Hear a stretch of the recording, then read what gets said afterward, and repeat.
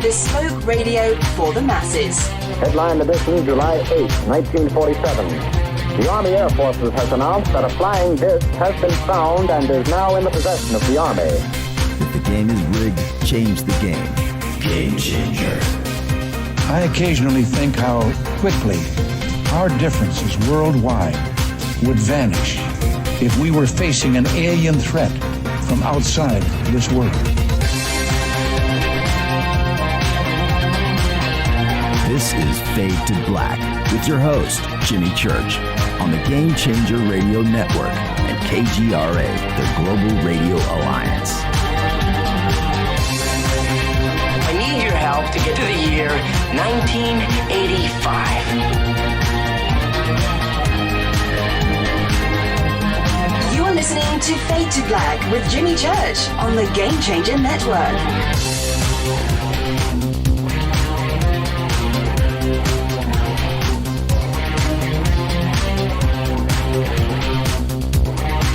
Welcome. Fade to Black. Yeah, man. Bespoke radio for the masses. How you doing? Today is Monday, December 10th, 2018. Can you believe it? 344 days into the new year. Just 21 days left. 21 days, 3 weeks, and we're done. Unbelievable. We're live from a bunker somewhere in the middle of beautiful downtown Burbank, California. And I would like to welcome everybody listening all around the world, all across the United States. Hither and thither, to and fro, back and forth, up and down, east and west, north and south, far and near. This is Fade to Black for KJCR, the Game Changer Network, and KGRA, the Planet. I am your host, Jimmy Church. What is cracking? How you doing? I'm in a great mood. I'm in that lack of sleep. The room is expanding and contracting mood. How you doing?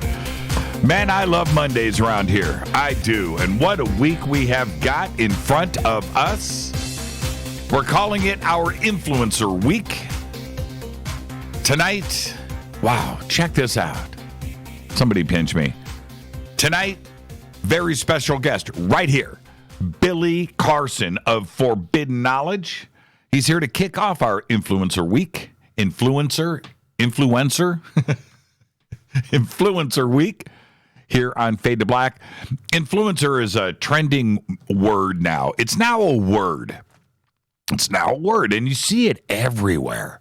You know, you could be over on International Business Times or, you know, just out there on the webs, you know, whatever, Business Week or you know, look at some of the stuff that has come out from Google or Facebook or whatever. That's the trending word right now. Influencer, right? Who's an influencer? An influencer, right? It's a made up word, so nobody can tell me how to say it, right? And it's being bandied about. And in this community, we have our own big influencers, right? In this community. Billy Carson is one of them.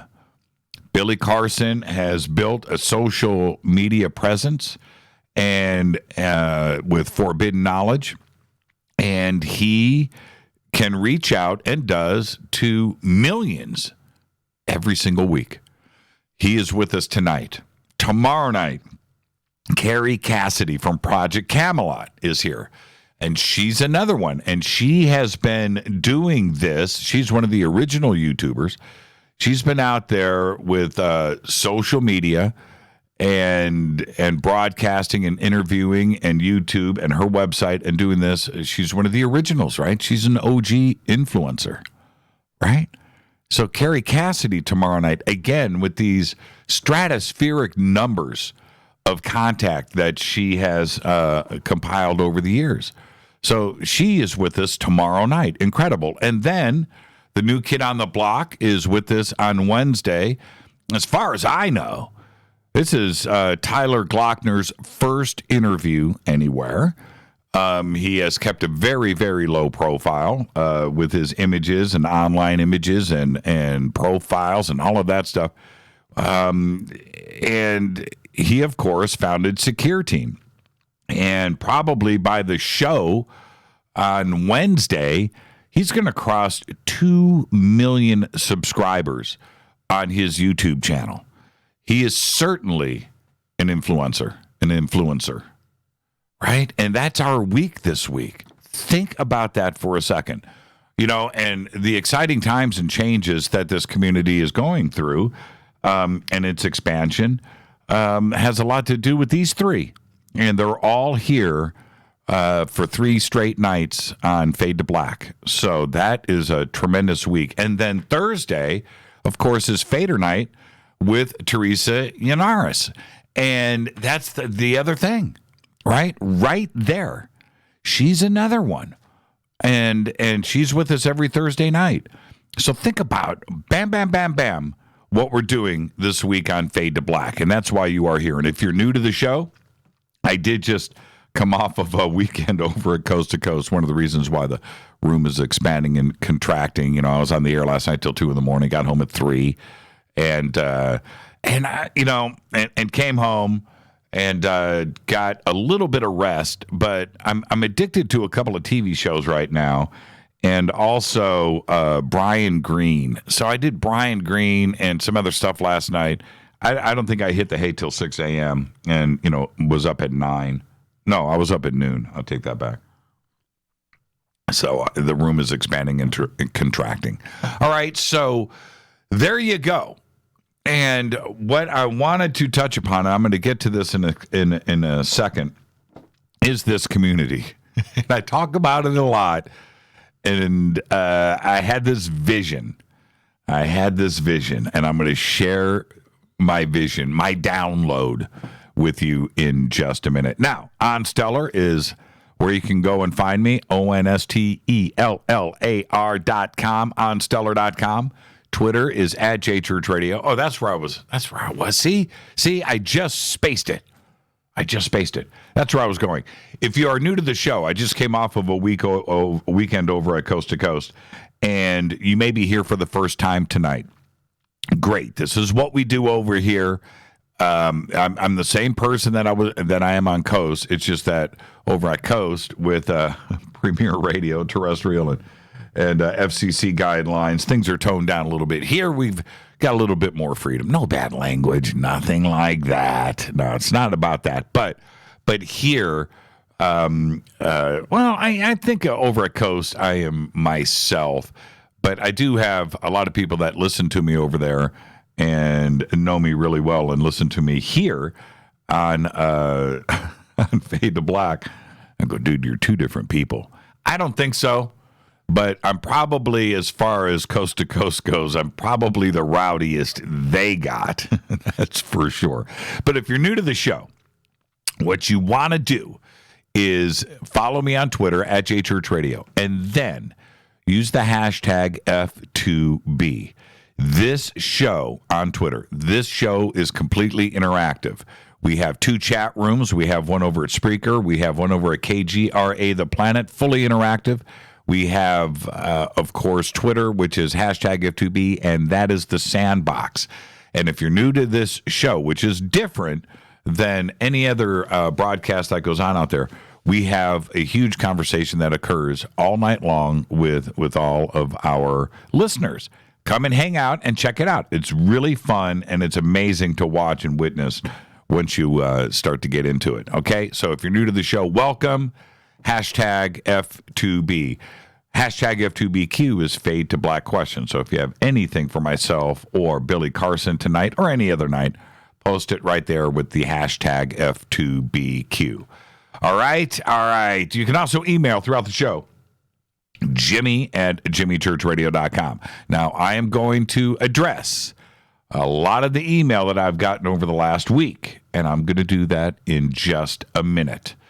All right. Now, okay, couple of things.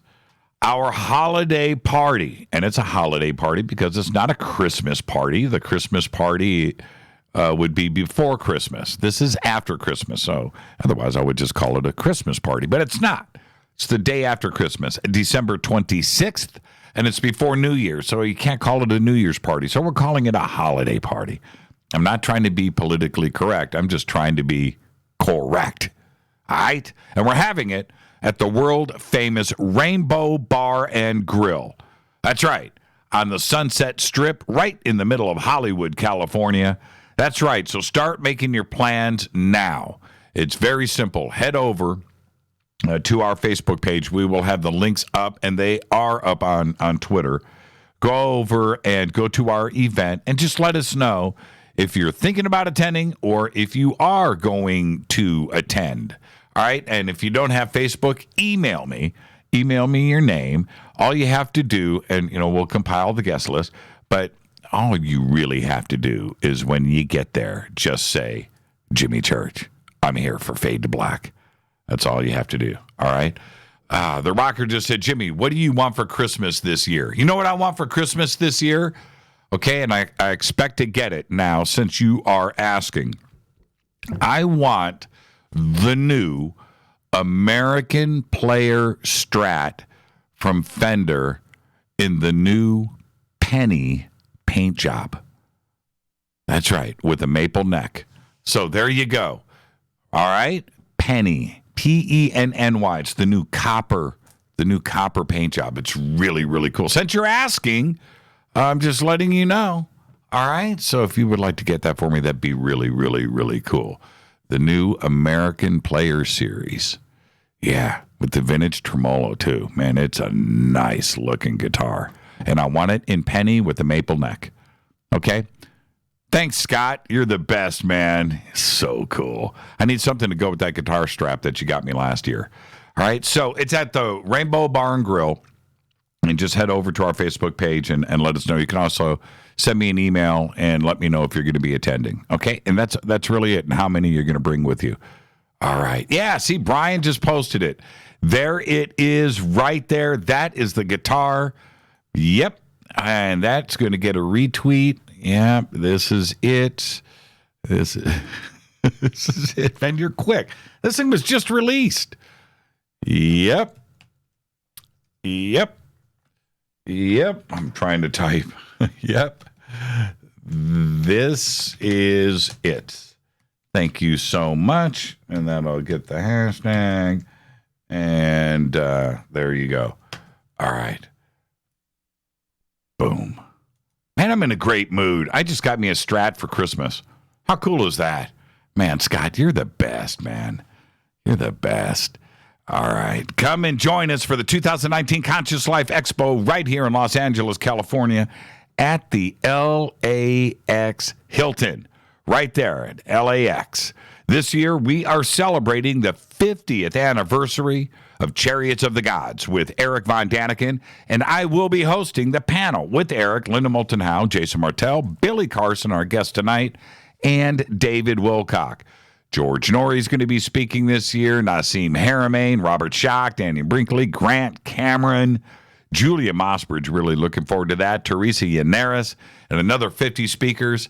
And what you need to do, and it's very simple, click on the Conscious Life Expo banner at jimmychurchradio.com. Okay, takes you right over to the website, and you're going to get a full conference schedule, and you can check on tickets and everything else right there on the CLE banner at jimmychurchradio.com. Too bad. What's that? Rita says, I'm not getting a guitar now that I blew it with Santa. Oh, man. But if I get you this, you better play Hypnotized. Hypnotized? What, by Fleetwood Mac? That'd be pretty good. Pretty good. All right, I'm just joking about the guitar, Scott. Do not do it. I just wanted to let you guys know what I've got my eyes on, though. Isn't that a beautiful guitar? It's just it's a new paint job. It's a new color. It's called Penny. And look at that. And wow. It's got these new pickups, and it's got a push-pull pod on it on the tone, which will switch, take out the middle pickup so you can lock in the bridge and the neck pickup, because you can't do that with the 5-way switch. So that's pretty cool. Anyway, it's gorgeous. What is that? That's a lighter? Okay, I'm off of Twitter. That's it. I cannot unsee that. All right. Now, Hoffman's Optics. Oh, Rita, can you? It's in your office. Can you bring me the new night vision? Bring that in so I can show that to everybody on the camera, and I'll do that at the bottom of the hour, at the top of the hour. But you guys have to see this new night vision from Hoffman's Optics. It's really, really cool. All right, so I'll do that in just a second. And don't forget to subscribe to our podcast. It is just $2 a month. Just click on the podcast banner over at jimmychurchradio.com. And both, you can become a Fadernaut over in our membership section at jimmychurchradio.com. And also, don't forget to visit all of our sponsors by clicking on their banners at jimmychurchradio.com. They've been with us for a very long time. It's not a pink guitar. It's copper, Susie. Copper. I'd play a pink guitar. Absolutely. A salmon Strat. Absolutely. I certainly would do just that. Let's get the show cracking. Happy birthday to today. Iron Chef Bobby Flay is 54 years old. How did he become an Iron Chef? By just cooking steaks. But he cooks a good steak. Southwest. A Southwest coated steak. Bobby Flay, today's 54. Our dead guy's birthday today is, and I do need a moment of silence for this gentleman, Michael Clark Duncan. 1957 to 2012, died at the young age of 54. Great actor and very funny, too. And his career started with the movie Friday with Ice Cube. That's right. He was in the scene. He was playing craps at the front of the house, and he's uncredited, but that was his first movie. And just 4 years later, he starred in The Green Mile. All those awards and nominations, absolutely incredible. But he stole the show in the whole 9 yards. And those two films, back to back in 1999 and 2000, I'm talking about The Green Mile and the whole 9 yards, 1999 and 2000, launched an absolutely amazing career. That lasted all the way until his death, which was from complications of a heart attack. And had a heart attack, went over to Cedars-Sinai, and never left. He was in ICU. They moved him out of ICU into the hospital, and he died about a month and a half later, at the age of 54. Michael Clark Duncan. Happy birthday. Funny dude. Funny dude. On this day in history, OTD, 1967, sad day. Otis Redding dies in a plane crash near Madison, Wisconsin. Days after recording Sittin' on the Dock of the Bay with Steve Cropper at Stax Records in Memphis, Tennessee. Otis finished recording, didn't quite finish it because he whistled. You know, the famous whistling in Sittin' on the Dock of the Bay was him because he didn't have words for that part of the song. So he just whistled what he was going to say. And then he split, and the last thing, he turned to Steve Cropper as he walked out. He said, man, I'll see you in a couple of days, man, after the show. And he takes off, and he had a TV show and a concert to go and do. And 3 days later, in a private plane, crashed into a lake outside of Madison, Wisconsin, approaching the airport. And there you go, on this day, 1967. Fader fact. All right, it's vetted. Oh, the famous I Want to Believe guitar. I do remember that. That is really cool. I know who can paint this, actually. Actually, Rita and I have a friend that can paint that. That's pretty cool. Fader fact, virtually every brand of hard liquor, and I'm talking about bourbon, whiskey, vodka, gin, and rum, is vegan. That's right. Nearly all distilled spirits are vegan, except for cream-based liqueurs and products that mention honey on the label. And that, my friends, explains a lot, doesn't it? Yes, it does. Tonight, very special guest, Billy Carson is here to kick off our Influencer Week here on Fade to Black. Tomorrow night, it is Kerry Cassidy from Project Camelot. And then on Wednesday, Tyler Glockner from Secureteam joins us. Thursday night is another Fader night with Teresa Yanneris and the Divine Frequency on the airwaves, followed by open lines all night long. All right. Time for me to hit this River Moon coffee. All right. Here we go. Here's my vision. Here's my download. You know what the UFO community has turned into? The NFL. The National UFO League. Yep. Let me explain. And when I'm right, I'm right. When I'm right, I'm right. You got the TTSAs, you got the SSPs, you got the Dolans, you got the Lazars, you got the Third Phase, you got the Roswells, you got the 115, you got the ESETIs, you got the Secureteam, you got the Howes, you got the Rendleshams, right? You got the Mummies, you got the Washington's Club, the CIAs, yeah. You got the home team from Switzerland, the Billy Myers. Shall I continue? Everybody has their squad and they fight for them. And everyone else sucks. Now, listen. It's just like the NFL. Everybody thinks everybody else sucks. And that their guy is right. Or their gal. And I asked, it's so funny. It is so funny. I went on the air 3, 4, 5 months ago, and I warned everybody about the coming drama. I warned everyone. What's Jimmy on about, man? What's Jimmy talking about? I don't understand. What's he talking about? And I warned all of you that this was coming. And, it's here, right? It's here. And the thing is, I warned all of you. But it's just like the NFL.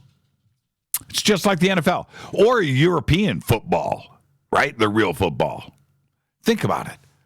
Actually, that's a little closer. The UFO Cup. If you understand European football, you just laughed. The UFO Cup. The UFO Cup. Right now, and I didn't really think it would come down to this, but it is hilarious. You got a couple smaller clubs, you got some bigger clubs, you've got some old established teams with some history, and and everybody is just duking it out. And I never would have thought, right, that it would have gotten this ugly this quick. I told you it was coming. And the thing is, where you have got, and I'll name names. I don't care. It doesn't matter to me. I just gave the list right there, right? If you pick anything on this list, right? You pick anything on here, the Mummies or the CIA or the Rendleshams, right? Whatever. Just pick something on here, right? Third Phase. Pick anything on here, and you're going to have the massive fan base. And you're going to have those that are just calling foul and they suck and that's it. It's only their guy, right? It's crazy. It's nuts. The Mummies, right? Nazca. It's like the craziest situation. Look at what's going down now with TTSA. It's the two extremes. You've got those that are behind it and those that are right, and then you reach out from that, and these things, the trenches, are dug in, and it's everywhere. And here we have, of all things, Jeremy Corbell, releases this film, no harm, no foul. He's just released a film. Who cares? It's not the end of an argument. It's not solving things, and it never will in any aspect of ufology when somebody releases a film or a new book or whatever. It's the truth, right? But here we have Bob Lazar, a subject that is 30 years old, a man that has been, that tried to run away from ufology, tried to just split, and he left. And now he's back, and out of nowhere, we've got these swaths of people that have surfaced supporting Bob or hating on Bob. And those same people are either against TTSA or for TTSA. And if you just dig down a little bit deeper and you start examining this, I don't even think anybody understands who they like or don't like or what those relationships are out there. They don't. It's nuts. It's just like the NFL. It's exactly the same situation. Now, I asked for unity in the community. I asked for a truce.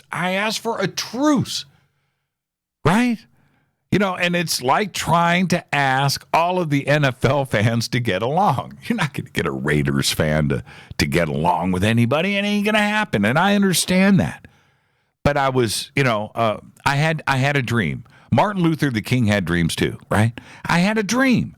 And I was hoping that we would actually be able to pull this off. And it chilled out for about 48 hours, even if that. And everybody is right back at it again. Everybody is right back at it. And this film has come out, and it's just absolutely nuts. And I just can't believe it. I can't. So I ask all of you, just look around. You know I'm right. You know I'm right. You know that I'm right.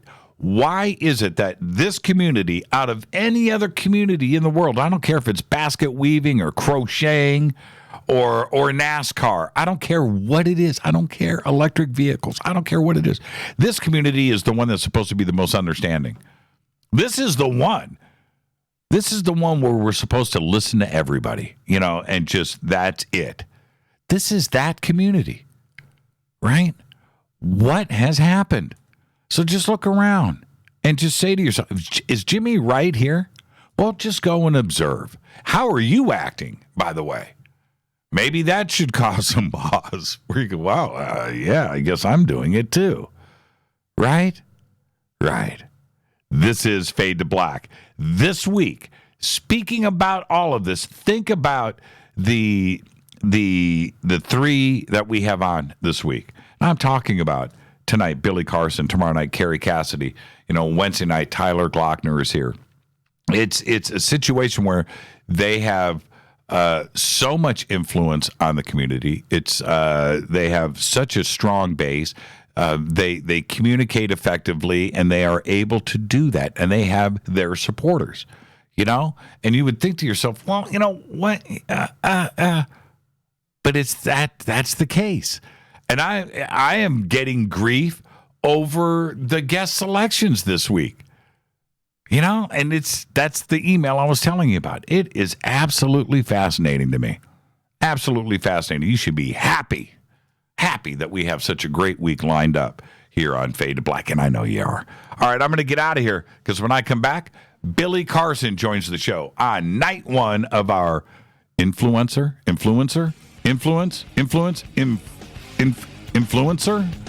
How do you say it? It's a made-up word, but it works. This is Fade to Black. I'm your host, Jimmy Church, on the Game Changer Network and KGRA The Planet. I'll be right back with Mr. Billy Carson. Forbidden Knowledge, right here on the Game Changer Network and KGRA The Planet. I'll be right back.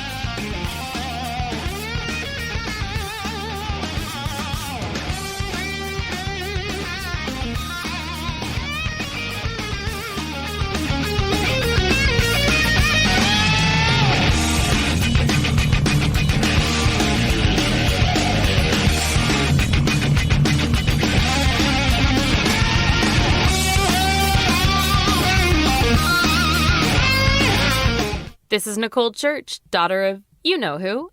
And you're listening to Fade to Black on JimmyChurchRadio.com and the Game Changer Network.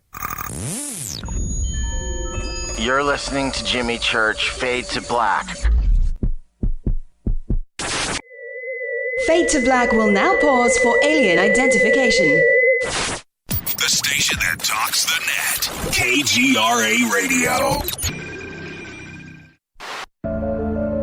When you take the beans from Central America with dashes of Indonesian and African mixed in and then roast it to the dark side of Fade to Black, you create the ultimate brew of fringe.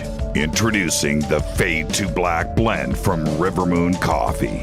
Yes, River Moon's darkest customized roast was created for the love of Fade to Black. The alchemy of masterful roasting and smoking the beans is in every sip of this full-bodied, dark Java. I need my coffee dark, deep, with distinct bittersweet chocolate highlights, just like the bunker. Leaning further into the darkness of the roast is Fade to Black blend from River Moon Coffee. Just click on the banner at JimmyChurchRadio.com and use the promo code F2BBLEND for 15% off of your order today.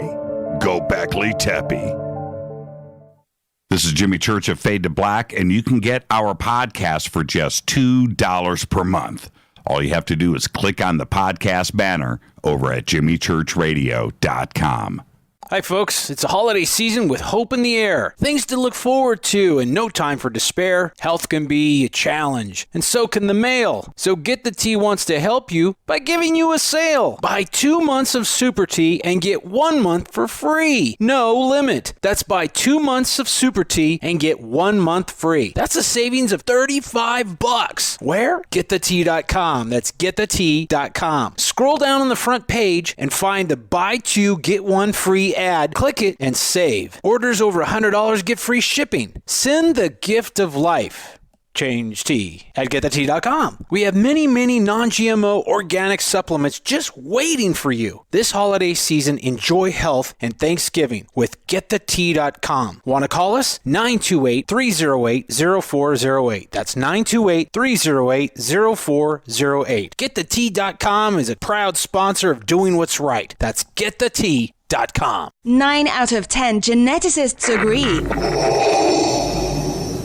Fade to Black is not your father's radio show on the Game Changer Radio Network and KGRA, the planet. Do you want to lose weight but have no idea where to begin? The Fast Start Diet, a 3-day weight loss plan, is the answer. 3 days of nutritionally balanced, calorie-restricted meals delivered right to your door. No shopping, no measuring, and no cooking. Everything is prepared for you and ready to eat at home or on the go. The Fast Start Diet has all the amazing benefits of intermittent fasting without starving. We've helped thousands of people who have struggled to reach their weight loss goals. Isn't it time we helped you? With the Fast Start Diet, you'll lose weight and feel great. Find Fast Start Diet on Amazon or go to faststartdiet.com and use promo code TALK to get 10% off your first box.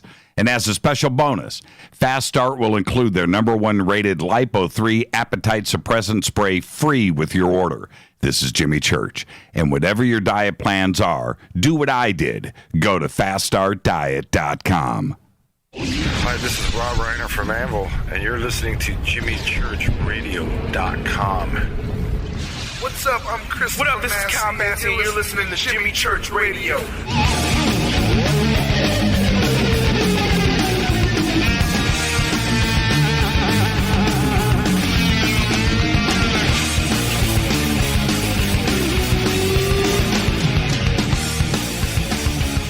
All right, welcome back. It's Fade to Black. I'm your host, Jimmy Church. Tonight, our guest is Billy Carson. Night 1 of our Influencer Week. Did I say that right? Billy is the founder of Forbidden Knowledge, the author of the Compendium of the Emerald Tablets, and the expert host on Deep Space, a new original streaming series by Gaia. Carson's Forbidden Knowledge has over 2 million followers and subscribers throughout social media. And Billy has combined forces with the top anomaly hunters in the world to form the United Family of Anomaly Hunters, UFA. Oh, that's funny. That's funny, isn't it? We'll talk about that in just a second. And their mission is to provide evidence of past and present life here on Earth and other celestial bodies inside our solar system, and of technologies being used along with their potential origins. The group claims to have pioneered 2 new fields of science, archaeoastronomy and astroanthropology. Mr. Carson is the CEO of First Class Space Agency based in Fort Lauderdale, Florida. Carson's space agency is involved in research and development of alternative propulsion systems and zero-point energy devices. He is also the founder of Pantheon Elite Records, a contributor to Thrive Global, and is a registered international journalist. And I would like to welcome back to Fade to Black the one and only Mr. Billy Carson. Billy, good evening, man. How are you? Hey, good evening, Jimmy. Thanks for having me back on, man. I really appreciate it. Yeah, you're the best, Billy. You're the best. And I don't say that to everybody. Or maybe I do. But tonight you're the best. Tonight you're the best. Hey, I don't know. I don't know if you heard me, Billy, at the beginning of the show, which is fine if you didn't. But I compared. You're a sports guy, right? You're a coach. Yeah. Mm-hmm. And yep. I compared the UFO community to the NFL. Okay. Right? Where everybody's got their favorite team and everybody else sucks. Right? That's true. That is true. It's crazy how it has evolved into this. And social media plays a big part in that. You know, everybody just trying to fan the flames or, you know, aggravate or, you know, everybody is, well, not everybody, but so many come at me with these crazy posts or tweets or emails, you know, just seeing if they're going to, you know, poke a hot stick into the eye of the big fat bear and then I'm going to react. And then the next thing you know, and then this fight has started and we got a flame war going. And, but it's just like the NFL, isn't it? It's crazy. Yeah, it's crazy. It's there's a lot of infighting. Sometimes people say to me, they say, you know, well, aren't you worried about putting all this information? Aren't you worried about the government coming after you? I go, you know, to be honest with you, I'm not worried about the government coming after me. I'm worried about a lot of these fake woke people coming after me. These imitation fake woke people that are out here.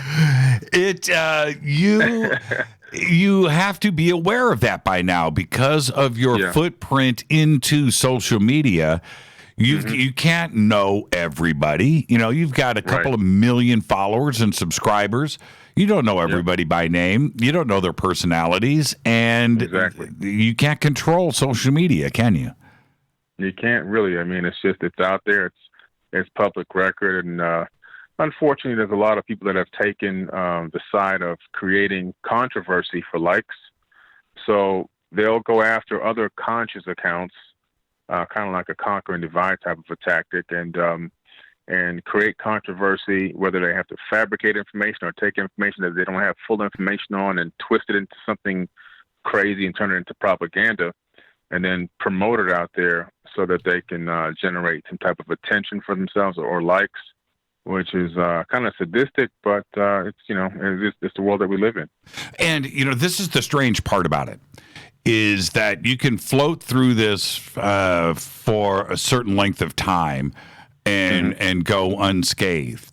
But once you start to be at the center of negativity or attacks or excessive criticism or made-up stuff and fake news and all of that stuff, it's only because you matter. Right? They're not going to waste their time on somebody that nobody cares about or that nobody's heard of. That's right. That is right. You know, a lot of these accounts that pop up and troll me and, you know, troll my pages or whatever and post this stuff on there, you know, don't follow him and don't do this.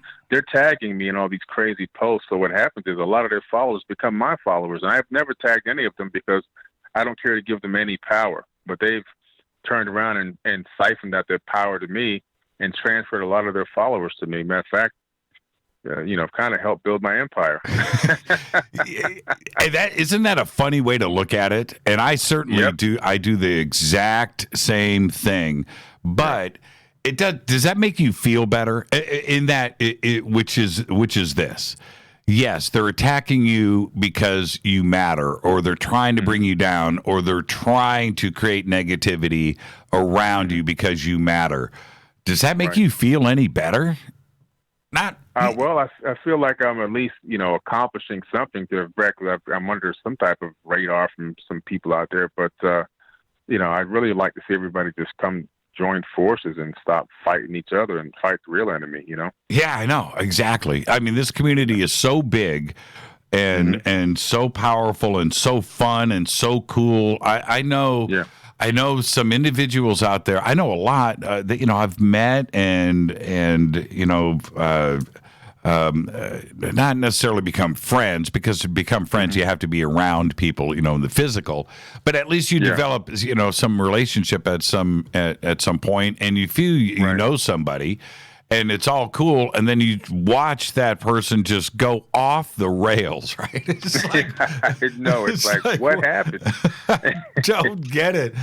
But if we could take that energy and take that focus that people are putting into attacking others inside of this community, and take that energy and focus it where we really need it, man, there's nothing stopping us, is there? That's right, man. You hit it on the head, where the energy is being diluted because of this infighting type of stuff. I think that if it's focused like a laser beam on the source, which is the cabal, the elitists, the oligarchy, and the tactics we need to use and techniques we need to use to unite and bring it down, man, we could be light years ahead of where we are right now. What was that? What was that basketball movie? Hoosiers, right? Remember Hoosiers, that? Yeah, you remember that locker room speech, right? Rah rah team. I feel like I've got to do that every single day, right? To rope everybody back in. I feel like we're in the movie Rudy or something. Right. Yeah.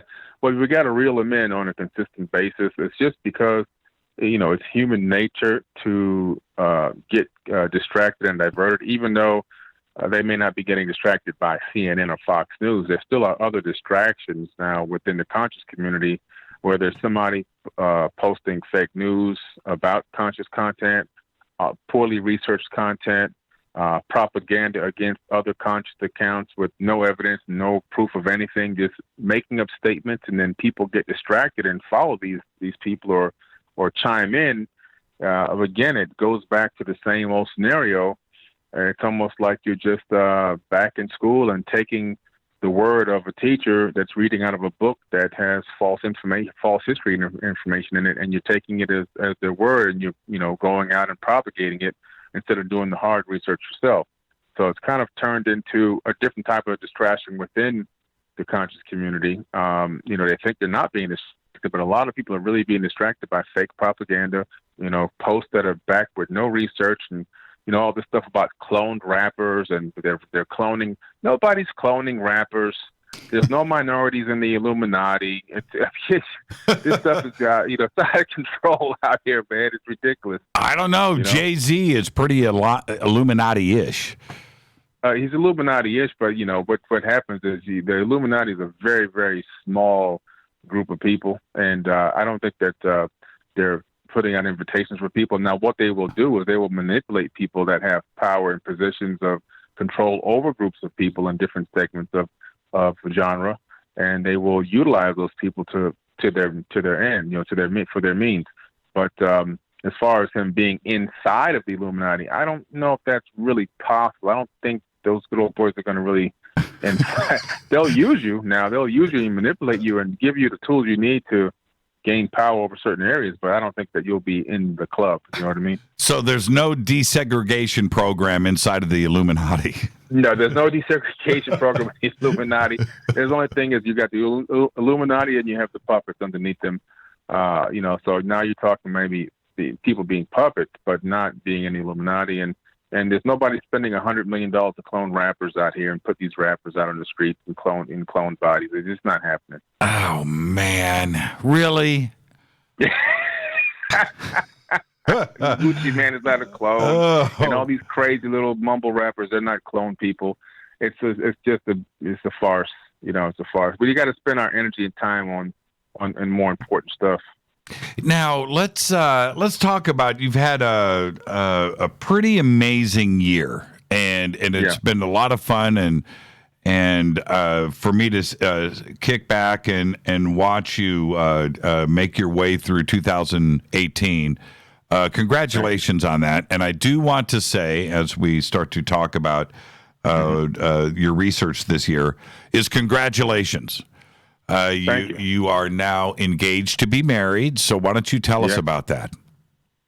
Well, that was an amazing event this year. It really, I hate to say capped off the year because the year isn't over yet, but it was definitely the pinnacle of this year for me.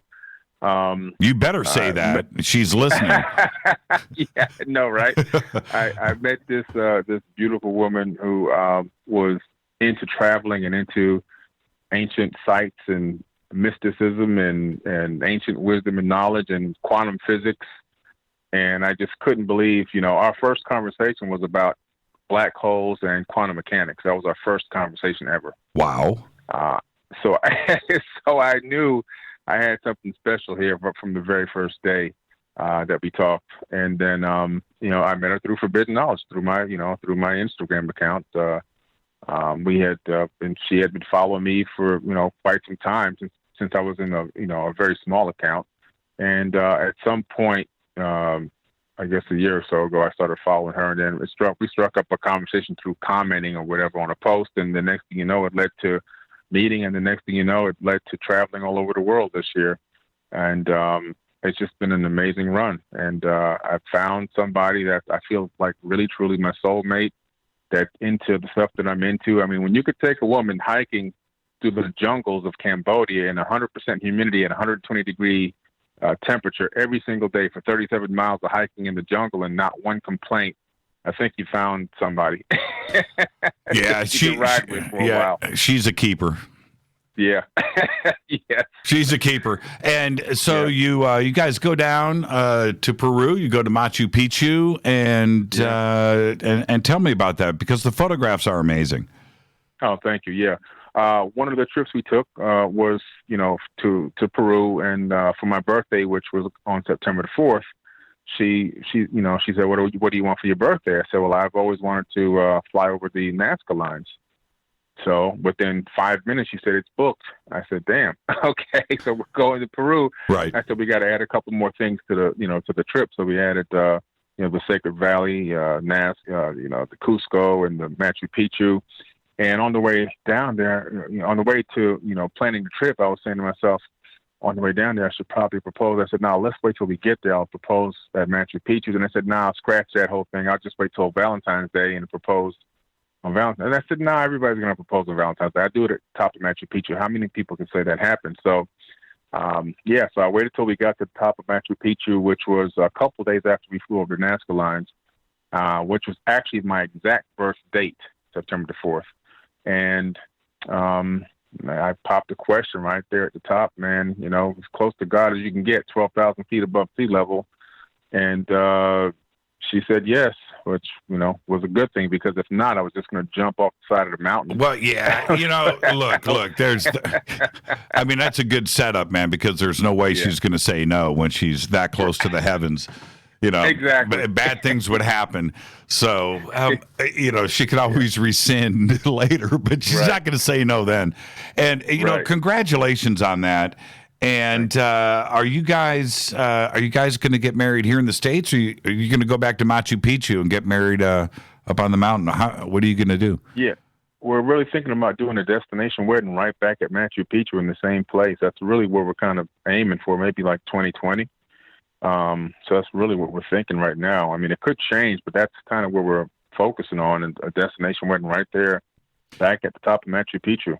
Well, Rita and I want to make it down there, so There you go. You got your best man, right? Oh, let's go, man. Yeah, that would be fantastic. That would be amazing. The text is going to come in here in a second. Rita's going to go, let's do it. You said it. Now we got to go. It's locked. It's locked. Now, how many countries did you end up visiting this year? Oh, wow. Well, I started off really simple down in Miami at the Coral Castle, and then from there flew over to Asia and went to Cambodia, Siem Reap, Vietnam, Singapore, Hong Kong. Came back for a little while. I had to do some conferences in between, and then went down to Mexico to Tulum, and from Tulum went over to Chichen Itza down at the Yucatan Peninsula, and spent some time down there.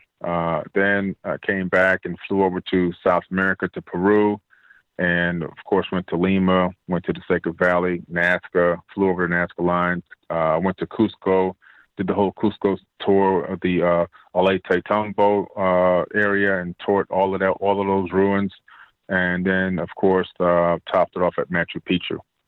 That's a pretty ambitious year, and one of the things that we all admire about you, Billy. It's one thing to do the research or to write the books and get some information together. That's great. Okay, we all dig that.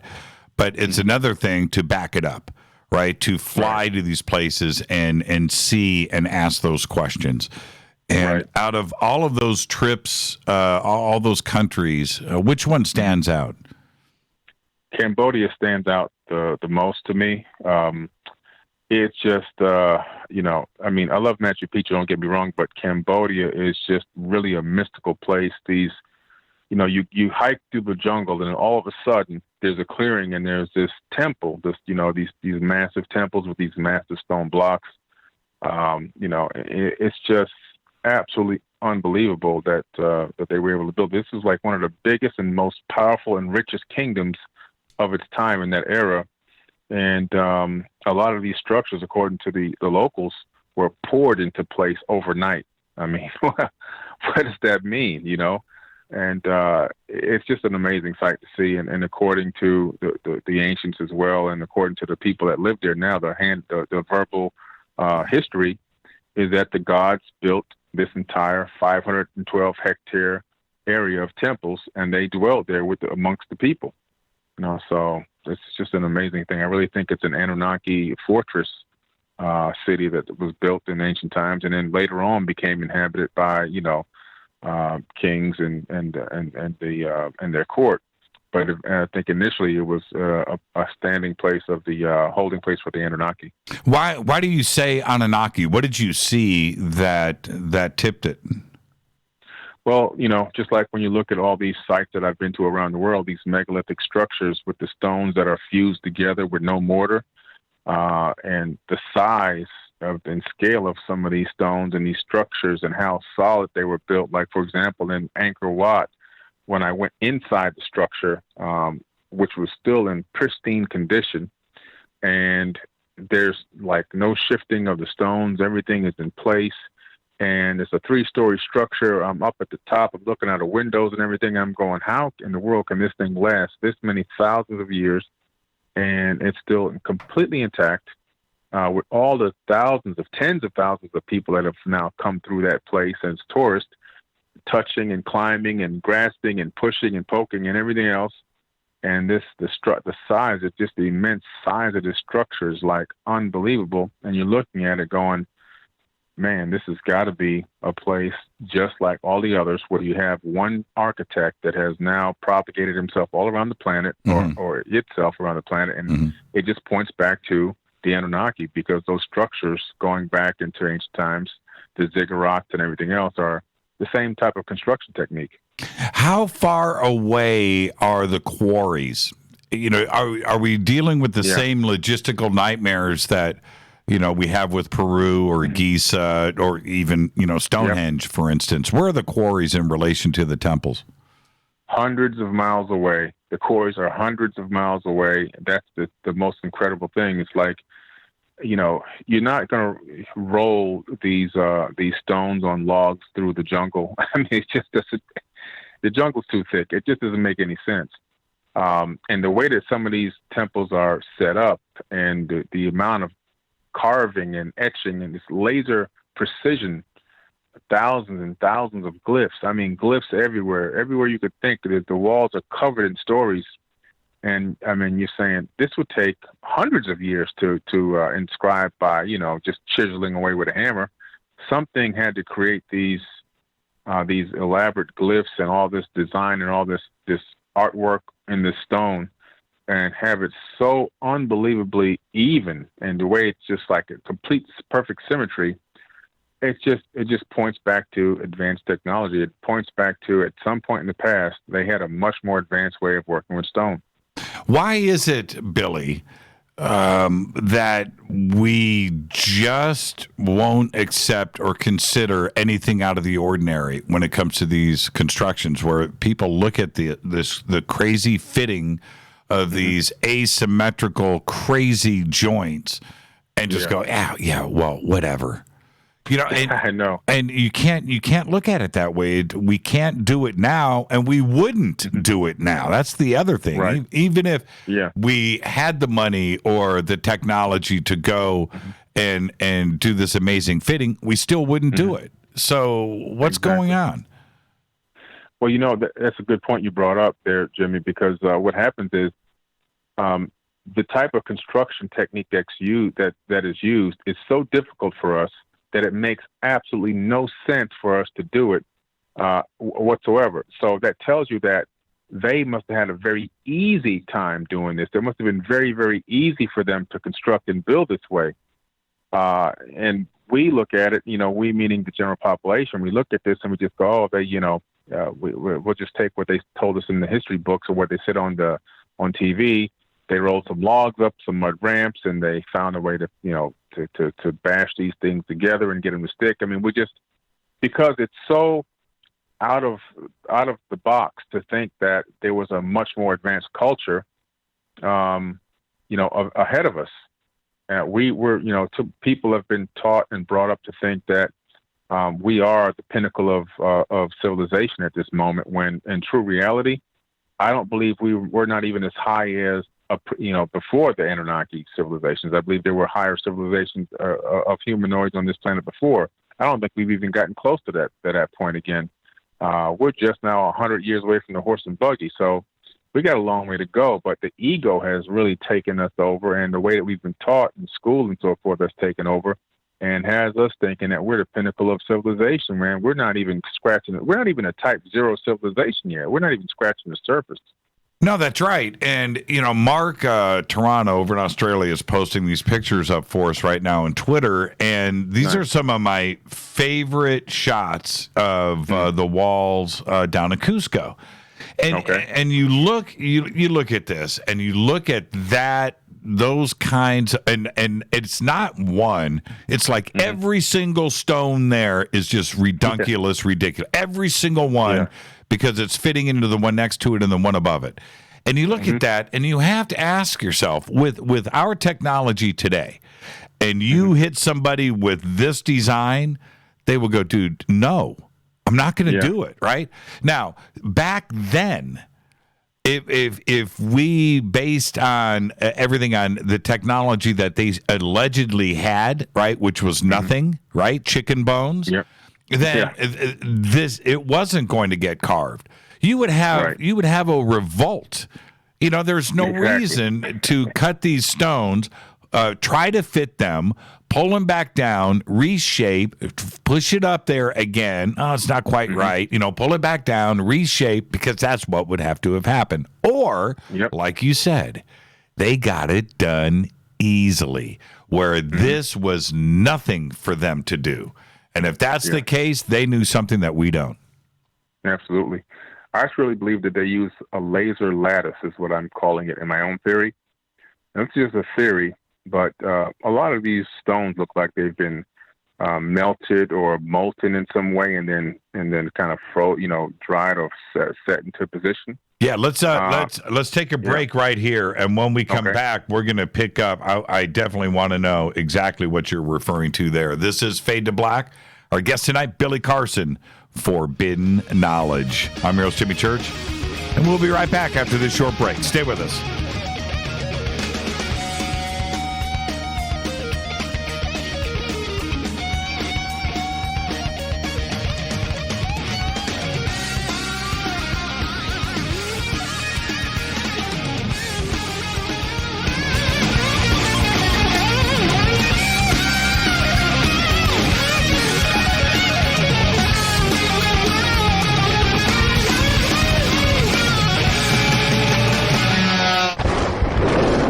This is Fade to Black with Jimmy Church on the Game Changer Radio Network and KGRA, the Global Radio Alliance.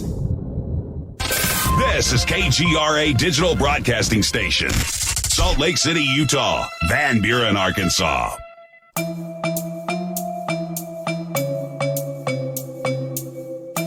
Come join us for the 2019 Conscious Life Expo in Los Angeles at the LAX Hilton. This year, we are celebrating the 50th anniversary of Chariots of the Gods with Eric Von Daniken, and I'll be hosting the panel with Eric, Linda Moulton Howe, Jason Martell, Billy Carson, and David Wilcock. Join George Norrie, Nassim Haramain, Robert Schock, Damian Brinkley, Grant Cameron, Julia Mossbridge, Teresa Yanneris, and another 50 speakers who will be presenting at the 2019 Conscious Life Expo. Just go to ConsciousLifeExpo.com for tickets and a full conference schedule, or click on the CLE banner at JimmyChurchRadio.com. Go back, Lee Tappy. Folks, this is very important information. What's to be said about CBD? AncientLifeOil.com. Our CBD is made from hemp and has 0.003 THC, which means this wonderful product won't get you high, no matter what amount you take. What does CBD do for the body? My hands are tied. But you can Google CBD benefits and be astounded. When you're finished reading, you'll want to log on to AncientLifeOil.com. That's AncientLifeOil.com and purchase. Life is good when you feel good. People are tired of pain. People are asking for non-GMO organic products to help them with, you fill in the blank. Legal in 49 states, and again, our CBD is made from hemp. Ancient Life Oil is about helping people one by one by one. If you wonder how good the product is, the CEO takes it every day without miss. AncientLifeOil.com. That's AncientLifeOil.com. Have a great day. Hello, I'm Katie, and you're listening to my main man, Jimmy Church, on JimmyChurchRadio.com. Hi, this is Ray Hobbs here, repping the planet, and you're listening to my good friend, Jimmy Church, Fade to Black, on the Game Changer Network and the KGRA Digital Broadcast Station. This is Toby Kebbell. You're listening to JimmyChurchRadio.com. Don't hurt me, Jimmy. I'm only little. Hey, I'm Adrian Grenier. And this is Ari Gold. We're the Honey Brothers. Yes. We are of the Honey Brothers. Hey, I'm Adrian Grenier. And I'm Ari Gold. We're the Honey Brothers. And you're listening to Jimmy Church. The Revolution. Reclaim your active lifestyle with Angioprim. Angioprim is the original liquid oral chelation supplement. Chelation helps remove toxins, heavy metals, and cholesterol in your veins and arteries that can cause blockages. Scientific research proves the active ingredient in Angioprim has superior oral chelation action that helps promote cardiovascular health. Find out more. Go to angioprim.com. Talk to a trained consultant by calling Angioprim toll-free 877-882-7221. This is Jimmy Church of Fade to Black, and you can become an official Fadernaut by just going to our membership section at JimmyChurchRadio.com.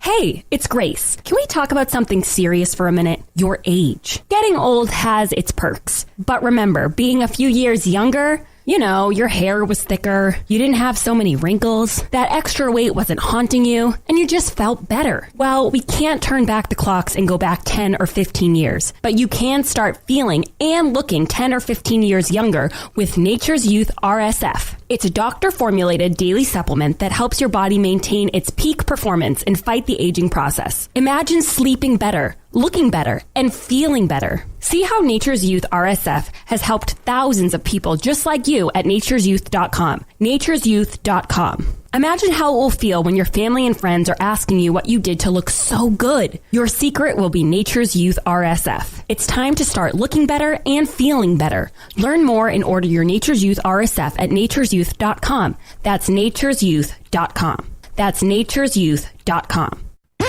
Hello, this is Serena Wright Taylor from Conscious Life Expo, and you're listening to Fade to Black with Jimmy Church, who holds the Lucky Pony record for the best astrological chart since 1963. True story. This is Micah Hanks of the Gralien Report, and you're listening to Jimmy Church on Fade to Black, across the globe on the Game Changer Radio Network and the one and only KGRA. KGRA Radio, The Planet.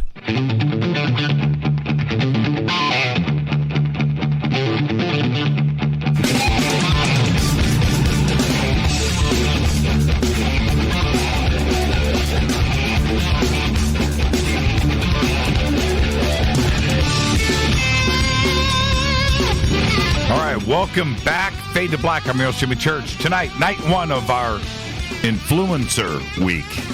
Billy Carson, Forbidden Knowledge on the Game Changer Network and KGRA The Planet. You can follow me on Twitter at JChurchRadio. And you've got to join in over on our sandbox hashtag F2B.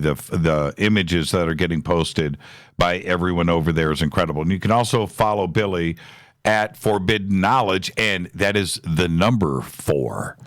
Right? All right. Hey, so Billy, right before the break, you were talking about laser lattice, and I want to stay on that for a second, because if I'm understanding you correctly, and I've theorized somewhat these kind of thoughts too, in that maybe they rough cutted these, basically, and then maybe heated them in between the joints somehow and caused them to mold into each other.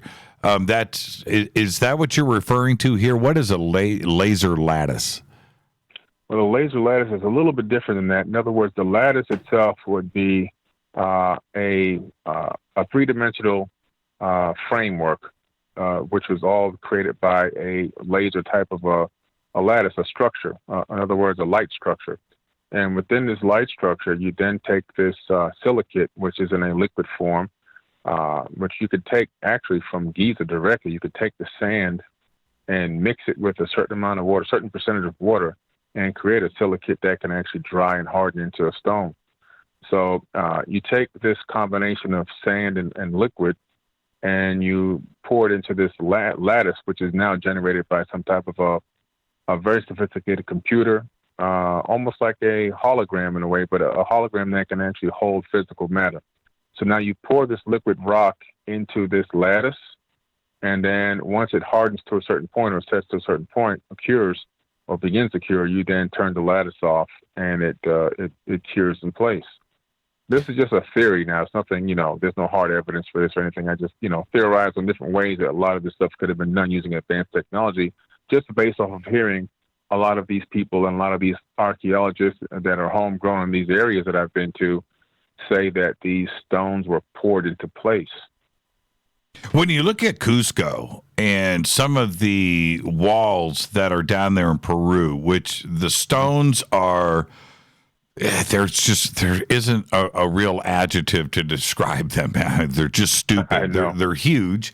And the way that they fit together, and you start to look at them, and of course we ask, well, how did they get, the quarry is 30 miles away over those mountains.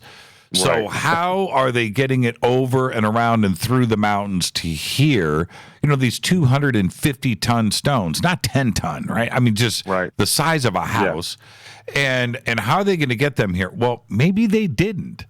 Maybe they were poured because they look too form-fitted. They look organic.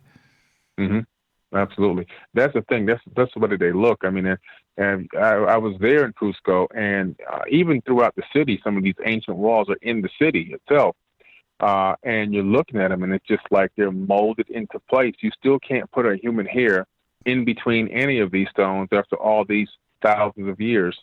And another thing you have to take in consideration is the majority of these stone temples and these stone structures are above the tree line. So you can't go, they rolled them up the mountain with logs and all this other crazy stuff, because there's no trees up there. So they only have shrubs and bushes, because the lack of oxygen and the gravity, the trees don't grow past a certain height on a mountain. So you're going like, how in the world did they get these things up here? How did they build them? And I think that they, some type of way, did mine this stonework, the stone from a side of a mountain, 30, 40 miles away over another mountain. But they then made it into some type of a powder, maybe added some type of a mixture to it, maybe a secret ingredient that we don't know about that's in this stone. and then and use some type of a technology to allow it to pour into place and create this look that we see, where you can't even pull these stones apart if you tried. I mean, that's no, you can't. And when you look up at some of these walls, and they think, they use the word Inca, which is just nearly laughable, right? But when you look at the walls in Cusco, and especially in the parts of the city where you can see the layers of civilization, right? The oldest in the middle, and then you can see the Spanish influence at the top. And it goes from amazing to crap to utter garbage, right? Yeah. But it should be the and there isn't a gradual thing there. Like I said, it's stunning and unbelievable to crap. Right? That's second. how it works. Yes. And then the top layer is just garbage. It's just it's unbelievable. And it should be the opposite of that, shouldn't it? Shouldn't the fresh technology be stunning and what was done at the top? But it's the opposite, isn't it? It's the total opposite. And the deeper you look under these megalithic structures, the more megalithic structures you find underneath them, and the more immaculate they get. And like you say, once you now move fast forward into the future, the only thing you can say to yourself is, wow, we have fallen, because we're not even close to this level of sophistication and immaculate settings. I mean, these stones are earthquake proof. They have a way of shifting so that the structure doesn't collapse. And of course, just the sheer size and mass of them, it's just magnificent. It's a magnificent way of building a structure. And then people say, well, why would they build structures this big and with these stones like this? Well, if you're interplanetary civilization, you're traveling from planet to planet, you don't have time to stop there and create a factory and hire people to create all the pieces you need to build all these structures and everything else. The best thing you can do is utilize what's already there on the planet. And if you can take what's there, these silicates and so forth, and make these stone structures that can last for tens of thousands of years, and every time you come back, they're there, it's the best way to go. So what do they do? They travel to these planets and these moons, and they've mastered stonework. They're real, true masons. They've mastered how to create these structures and make them in a way that they last for tens of thousands of years. And when they get back, they're still there. Just like Philip says in the Emerald Tablets, he built the Great Pyramid in a way that it would last for when he returned. It would still be standing there through the ages, and it's still here. I'm looking at the puma in the wall at Cusco. Man, that is that is insane. Yeah, that is just insane. And there's another aspect to this. I'm going to make this brief because I want your response. Is that if I am the leader of the said community that is building these walls in Cusco or any other place, but right now we're talking about Cusco, and I tell my village, my town, I don't know if we can use the word city, but if I'm going to tell them, okay, this is what we're going to do. We're not going to eat. We're not going to do anything. We're going to take all of our manpower every single day, and we need to build this giant wall that is not going to end. Right? Right. Now, wait a minute here. You have to where's the motivation? Right? Everybody there is focused on keeping your family safe, surviving the night so you can wake up in the morning and go out and find the food that you're going to come home and make that day. Or we're going to take everybody and we're going to start building these walls, and all of our resources and everything that we have is going to be put into this. Well, why? That's the why. Why were they doing it? What were they protecting themselves from? What else was out there for this type of fortification? And it's magnificent, right? Why? How would I convince the village to do that unless it was really easy and they didn't have to stop farming? They didn't have to stop hunting. They didn't have to do those things because this was no big deal. What's your response when I say that? I think you're pretty close to accurate. I mean, it wasn't a big deal. It was very easy, very simple to do. The the technique was laid down by the original architect, who probably was there and oversaw the workload, and maybe even a lot of the work may have been done by people that were directly related in the bloodline of the original architect, and maybe not even the general population of humans or humanoids that were on the planet. It could have been mostly built by these Anunnaki type beings in the working class Ijiji that they claim from these the Enuma Elish and the Seven Tablets of Creation. I think that a lot of these fortresses were built to keep people out and to keep and protect, obviously the people on the inside. When you look into some of the texts like the Mahabharata, there's always these big walls that people have to come over, get over to fight. You look in the Bible, you find the walls of Jericho, and they use a frequency technology to bring the walls of Jericho down in the Bible. And when you look in the book of Deuteronomy in the Bible, you find all of these wars that were going on between the gods. These gods were not the God that created the universe in the book of Deuteronomy. These were these Anunnaki beings fighting each other, using human beings as cattle, sending them from one city to another to try to take down the walls of another city to see if they can break through, to take the spoils of war, take the women, take the children, take everything. I mean, this is literally in the Bible. If people read the book of Deuteronomy, it's about wars, and it's about people, advanced people, sending human beings across vast distances to fight for them, to basically acquire more resources and more land and so forth. But it was always about tearing down these walls and attacking people and getting behind these walls. These walls are very, very important things, and it's a way to fortify yourself against intrusion and intruders and people seeking to come and take and steal and rob everything you've got. And now we have the other interesting part about all of this that just doesn't make any sense. And that is what is going on in Cusco is going on up on the top of Machu Picchu. It's also going on all over Egypt, right? These asymmetrical wall building, rounded corners with stones, things that are repeated on one wall that are repeated on another, and they're mirror images. That is engineering that is not only complex, but extremely advanced. And you would have to ask yourself, why would you do that? Because there's a tremendous waste of materials that you would have to do to build repeating stones and non-repeating stones, right? Right. And so where is the shared knowledge, this transoceanic transfer of technology coming from? It looks like it all stems originally from Iraq. So in Mesopotamia, which was that region was called in ancient times Mesopotamia, and you look at the Enuma Elish or the Epic of Atrahasis or the Epic of Gilgamesh, these are all cuneiform tablets that are in the British Museum or in the Ashmolean Museum in Oxford, England. You start to see the storyline here where these people were living hundreds of thousands of years ago in these regions or in that region. And when you look at the structures that are there, you see the structures are built with these same unbelievable stonework, this asymmetrical stones and these twisted joints that connect in a weird way. And then you look over into Egypt after the flood happens, and you see then the same exact architecture now is moving over into Egypt, which was then called the land of Kim.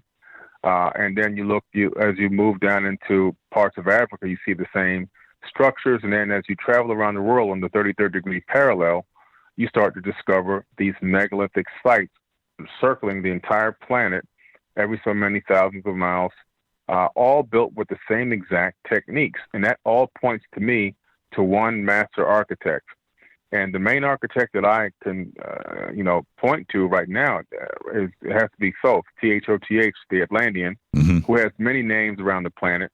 But the reason why I point to him is because one of the first things in the record of the Emerald Tablets is where he talks about being sent out to help raise mankind to a high level of civilization in the land of Kim. And the first thing he does is rebuilds, which is what we call Egypt now, but at that time was called Kim. He rebuilds it and brings them up to a high level of civilization. So I'm thinking, again, these people, these advanced beings, they had this technique, they had this technology and this architecture, this architectural plan. And later on, you find that Thoth leaves Egypt after fighting with his brother for so many years, and decided to go to Mesoamerica and kickstart civilization out there. And what backs this up is when I went to South America and when I went to Mexico and to Tehuacan and the Yucatan and everything else, and these homegrown archaeologists that lived and grew up there all said the same exact thing, and it's actually in their own history as they teach to their kids in school over there, is that the Aztecs and the Mayans did not build, and the Incas did not build any of those structures. This is what they're saying. Those structures were there when they got there. They inherited what was already there. As a matter of fact, the Aztecs were living 30 to 34 or 40 kilometers away from Tehuacan when the volcano erupted, and then they basically had to leave the area, and they stumbled into Tehuacan and took it over. They just kind of moved right on in. So they built nothing. So this is the story that you hear everywhere you go. You go to Egypt, you discover that they're all saying the same thing. The people here weren't slaves. Nobody built this stuff. This stuff was here when the Pharaonic dynasty started. So it's like, wow, wait a minute. They inherited this stuff was already there. And I'm hearing the same story everywhere I go. It was already there. And Cambodia, the same thing. So this is interesting stuff, man. It's really intriguing. The same thing with Machu Picchu, I assume. Yes, Machu Picchu, the same exact thing, already there. This is why I used to ask the question all the time. I'm going, because I went to Chichen Itza 20 years ago, 23 years ago now. And back then I was even going, why in the world would they be sacrificing, virgins and throwing them into this lake and chopping people's heads off at the top of the pyramid to make the gods, make it rain and all this crazy stuff. But at the same time, they're technologically advanced to build pyramids like this. It didn't make any sense to me until more recently when I got into literally researching more of this ancient text and discovering that and traveling the world, that these people inherited what was there, and they really were just cargo cults. They were cargo cults, and some of them were used by the gods or these ancient Anunnaki people for mining and gaining resources. But that what was there was already done by these advanced beings, and they just kind of were able to inhabit them or inherit them. And they later became cargo cults, and they would come up with these elaborate, rituals in order to try to make the gods come back, which obviously never worked. I was watching a documentary a couple of weeks ago and about some of these new Mayan temples that they have found down in Central America. And so they're out in the middle of the jungle, overgrown, massive, beautiful pyramids, and that were recently discovered that aren't part of they're part of the archaeological record now, but nobody knew about them 5-10 years ago. So anyway, this is part of the documentary. And this guy is standing at the bottom of these steps of this pyramid, medium-sized, pretty big, barely covered, like from the air you wouldn't see it, right? The treetops were just now clearing it. But anyway, so now they're starting to open up this area, and he's standing down there at the bottom of this pyramid, massive stones, and it's gorgeous, man. It's like it's brand new. And this is what he said. He goes, now they did all of this without the wheel. Now, so right. And I'm like, is he even listening to himself? Exactly the point. Okay, you're trying to say they did it without the wheel. So just stop yourself right there and ask yourself that question. How did they do it? That's all. If you're telling me they did it without the wheel, which is like way beyond impossible, some kind of wheel. If you're telling me that they moved these stones on their own and they quarried these on their own and they did this, well, then how did they get the stones here? And I want to hear your story. But what they want to do is have us just say to ourselves, well, wow, that's pretty amazing. They did that without the wheel. They carried it on their backs, right? It's crazy. It's so crazy and outlandish. And people just roll with it. It's just because they don't want to drop the ego and admit that, we are not the pinnacle, that there was something and somebody here way more advanced than us thousands of years ago. And they don't want to let go of the fact that they want to believe that we are at the top of the food chain, Yeah, and there's one other for me. What was that? Hold on, something just Are you there? I'm here. Yeah, something. I don't know if you guys heard that. Oh, wow. Was that on camera? Did you guys see that?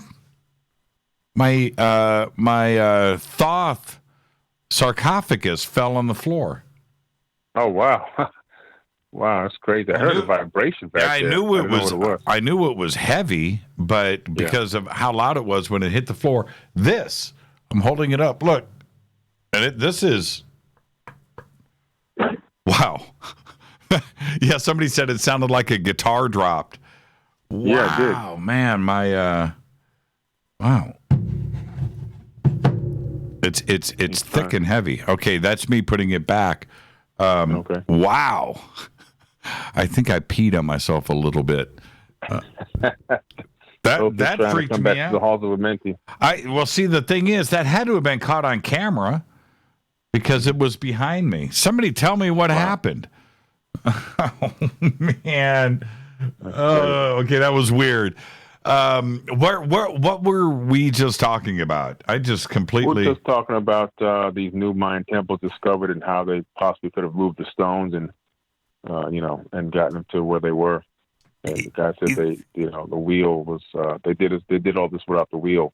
Yeah, that's where I was going, which is they want us to accept that they had metallurgy, right? They could work with gold and silver and copper. They could do all of that, but they didn't have the wheel. But yet they had the ability to carve these rocks, to quarry these rocks, to build these magnificent temples, to have paint and be able to paint things, and have all of this technology, right? But they technically didn't have a written language. They technically didn't have this. The same thing with the Aztecs, right? That there's no written record of it. But they could pull this off. And it's funny to have somebody deadpan into the camera and make these statements. It's just funny to me. It's like they don't listen to themselves. Yeah, I know. Or they're reading a script that's put out to them by the elite oligarchs that want to keep guiding us down this path of ignorance, Let's take a break right here, Billy, and I want to continue our little tour around the world. You did have an amazing year this year, and so let's continue our forbidden knowledge conversation with Billy Carson after this short break. I'm your host, Jimmy Church, and this is Fade to Black. I've got somebody in here pushing my sarcophagi around. I'll be right back.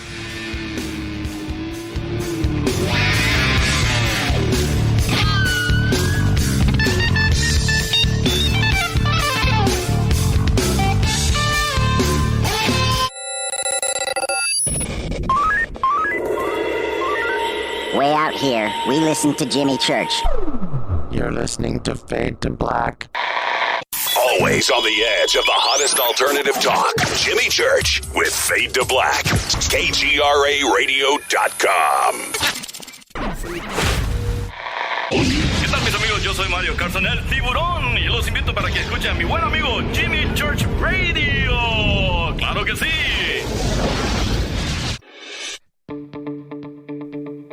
Hurricanes, earthquakes, wildfires. This year we've experienced more than our fair share.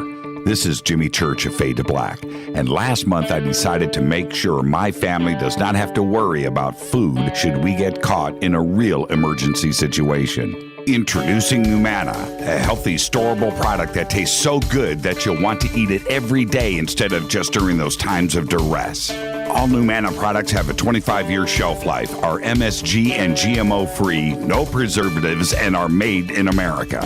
With the Numana pack in your home, you'll be able to sleep at night knowing that you've protected your family.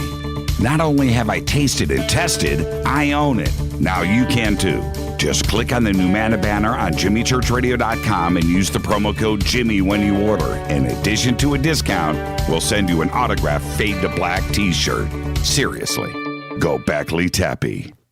Do you want to be an official Fadernaut? Of course you do. This is Jimmy Church of Fade to Black. Just go to our membership section at JimmyChurchRadio.com. So, you love talk radio? Then you'll love TalkStreamLive.com. TalkStream Live is always on, 24/7 with the best streaming talk shows. Find your favorite talkers and discover some new ones. It's free, readily available online or on mobile with any smartphone or tablet. Finding your favorite talk shows all in one place has gotten a whole lot easier. Just go to TalkStreamLive.com. Be sure to download the free apps from Google Play or the iTunes App Store. You listen to us, and we listen to you. And so does the CIA.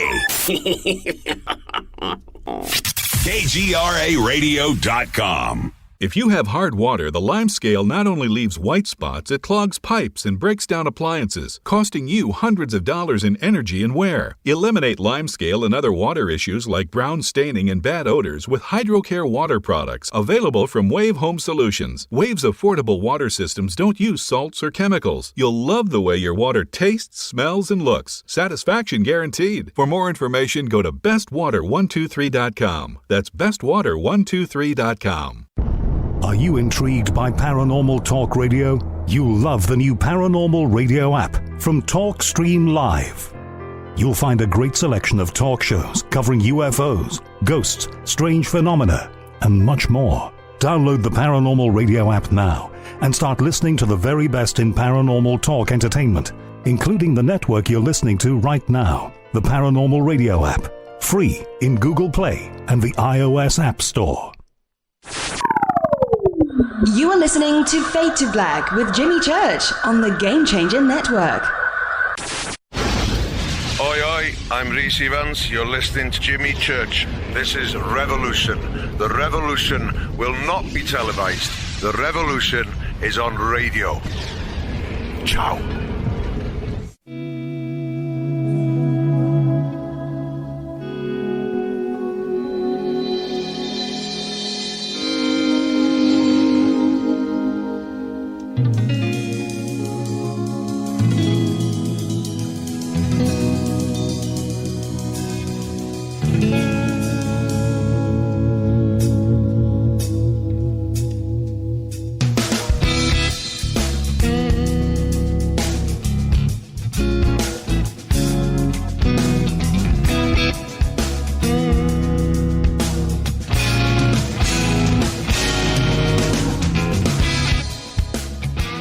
Welcome back. Fade to Black. Got a poltergeist going on in here.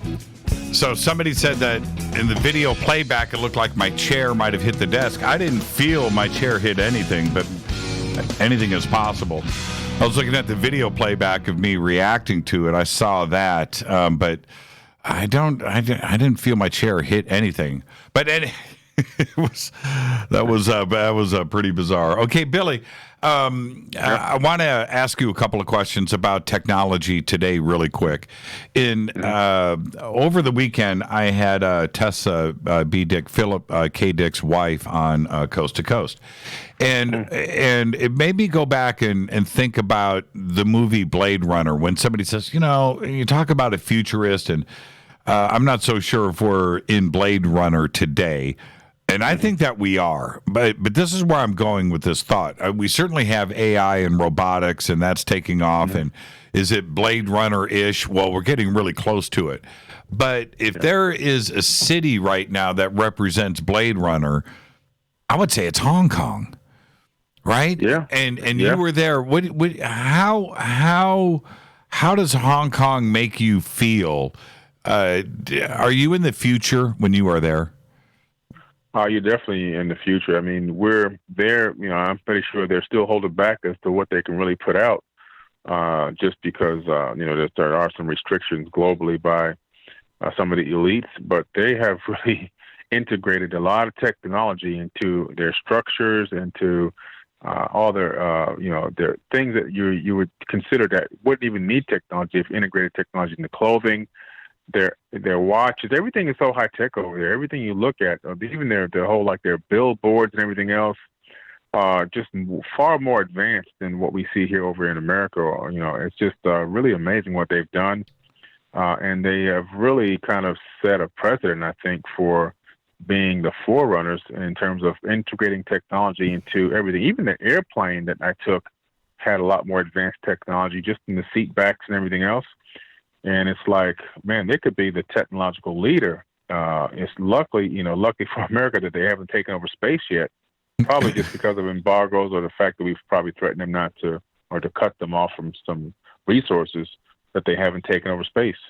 Does it ever cross your mind when you look at a city like Hong Kong and you sit back and you look and you think to yourself, how is this infrastructure put together? How is their internet and electricity and plumbing into every single dwelling? Everything that I'm looking at here with a light on it is part of the infrastructure. It's got to be insanely complex with a city like Hong Kong. Oh, insanely complex. And a lot of it's built right at the edge of the water. And you have these gigantic, massive, buildings, these high-rises that are sitting there that weigh hundreds of, maybe even tens of thousands of tons right at the edge of the water. But the way that they've gotten them all lit up, all the technology that's involved, the integration that's involved, a lot of the face recognition technology and the automation, the artificial intelligence, it's all built into the city. It's really an amazing sight to see. And same thing, I would think, with Singapore, too, as well. Oh, Singapore is just on the same level as Hong Kong. Very high tech. I've had, a matter of fact, at the Singapore airport, there's an actual like a solarium there with a river running through it, and like a I don't know if it's like a garden that I saw with trees, and you could sit down there and have. It's almost like you're at a summer park, having a little lunch or brunch. It's just crazy. This is inside the airport. Very high tech. Fish in the pond and everything else. It was really nice. But the city itself, very high tech.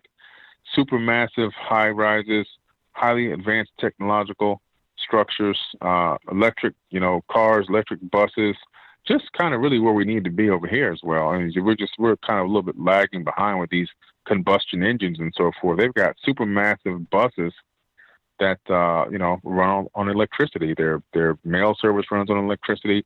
Nothing is really running on gas there. And of course, there's so many people, so they've really reduced the amount of vehicles, and a lot of people are riding electric bikes and so forth. Man, that's what I was leading to. When you look at the United States, we don't have a city like Hong Kong. We don't have a city here. And when you look at New York is just built upon what was there in. I love New York. It's probably the greatest city in the world. There's no question about that, and I love that city. Yeah. But it's just old technology, right? It's just a city. We don't have a focus like other cities around the world on infrastructure and high tech and advancement. We don't do that here. Why do you think that is? It's all about politics and money and lobbying. And so what happens is a lot of people are in for the take. They want things to progress as slowly as possible so they can milk the system and get paid as much as they possibly can off of very small incremental advancements, instead of just doing a complete flip the switch. Let's knock this stuff down, or let's build around it and slowly but surely, get to the point where we've knocked it all out and we've built it up from the ground up, and put a lot of the advanced technology that we need to put into it, make this place green, or as green as possible. Let's get away from the combustion engine. But there's so many people, these lobbyists and these elites and these people who are influencing the futures and the markets, and they just really have hurt the United States significantly and put us in a position where it's so corrupt. But from the point of view of like the citizen, they can't see it all because a lot of it's behind closed doors. But there's so many people taking what I call submarine money and getting paid off. And we've got bridges collapsing here. We've got bridges that the structures are cracked and the buildings are falling apart. There's areas here, the San Madrid fault line, which runs up and through the Midwest. The buildings there, when the San Madrid fault line goes and the earthquake comes, it's going to come again. We're overdue for an earthquake there. Mm-hmm. That's going to crumble all the structures in the Midwest of the United States, all the way up to New York. There's going to be all those brick buildings that aren't prepared for this. All those old structures are going to just fall apart and collapse. It's going to be a nightmare. It's going to be an absolute nightmare. And why haven't we learned that lesson? Because obviously they did when the walls of Cusco were built or the Great Pyramids were built. They are still standing. They are seriously earthquake proof. They have survived every natural disaster. But yet our highway system, which was built 60 years ago, Jeff, that's it. 60 years ago is crumbling in 60 years, right? It's the way that we built this country. If we didn't touch it, imagine it in 5,000 years. Is it still going to be crisp and beautiful like the Great Pyramids? No. No, it wouldn't even be able to detect it. It'd be like it would be like the forest took it over. That's right. And part of the reasons why is, like, for example, with our streets crumble and fall apart within just a couple of years because we use an inferior product to make the streets and to pave them. When you look at the airports that we have, the concrete used at the airport doesn't crumble and fall apart like it would, a city street. Why is that? It's made more superior.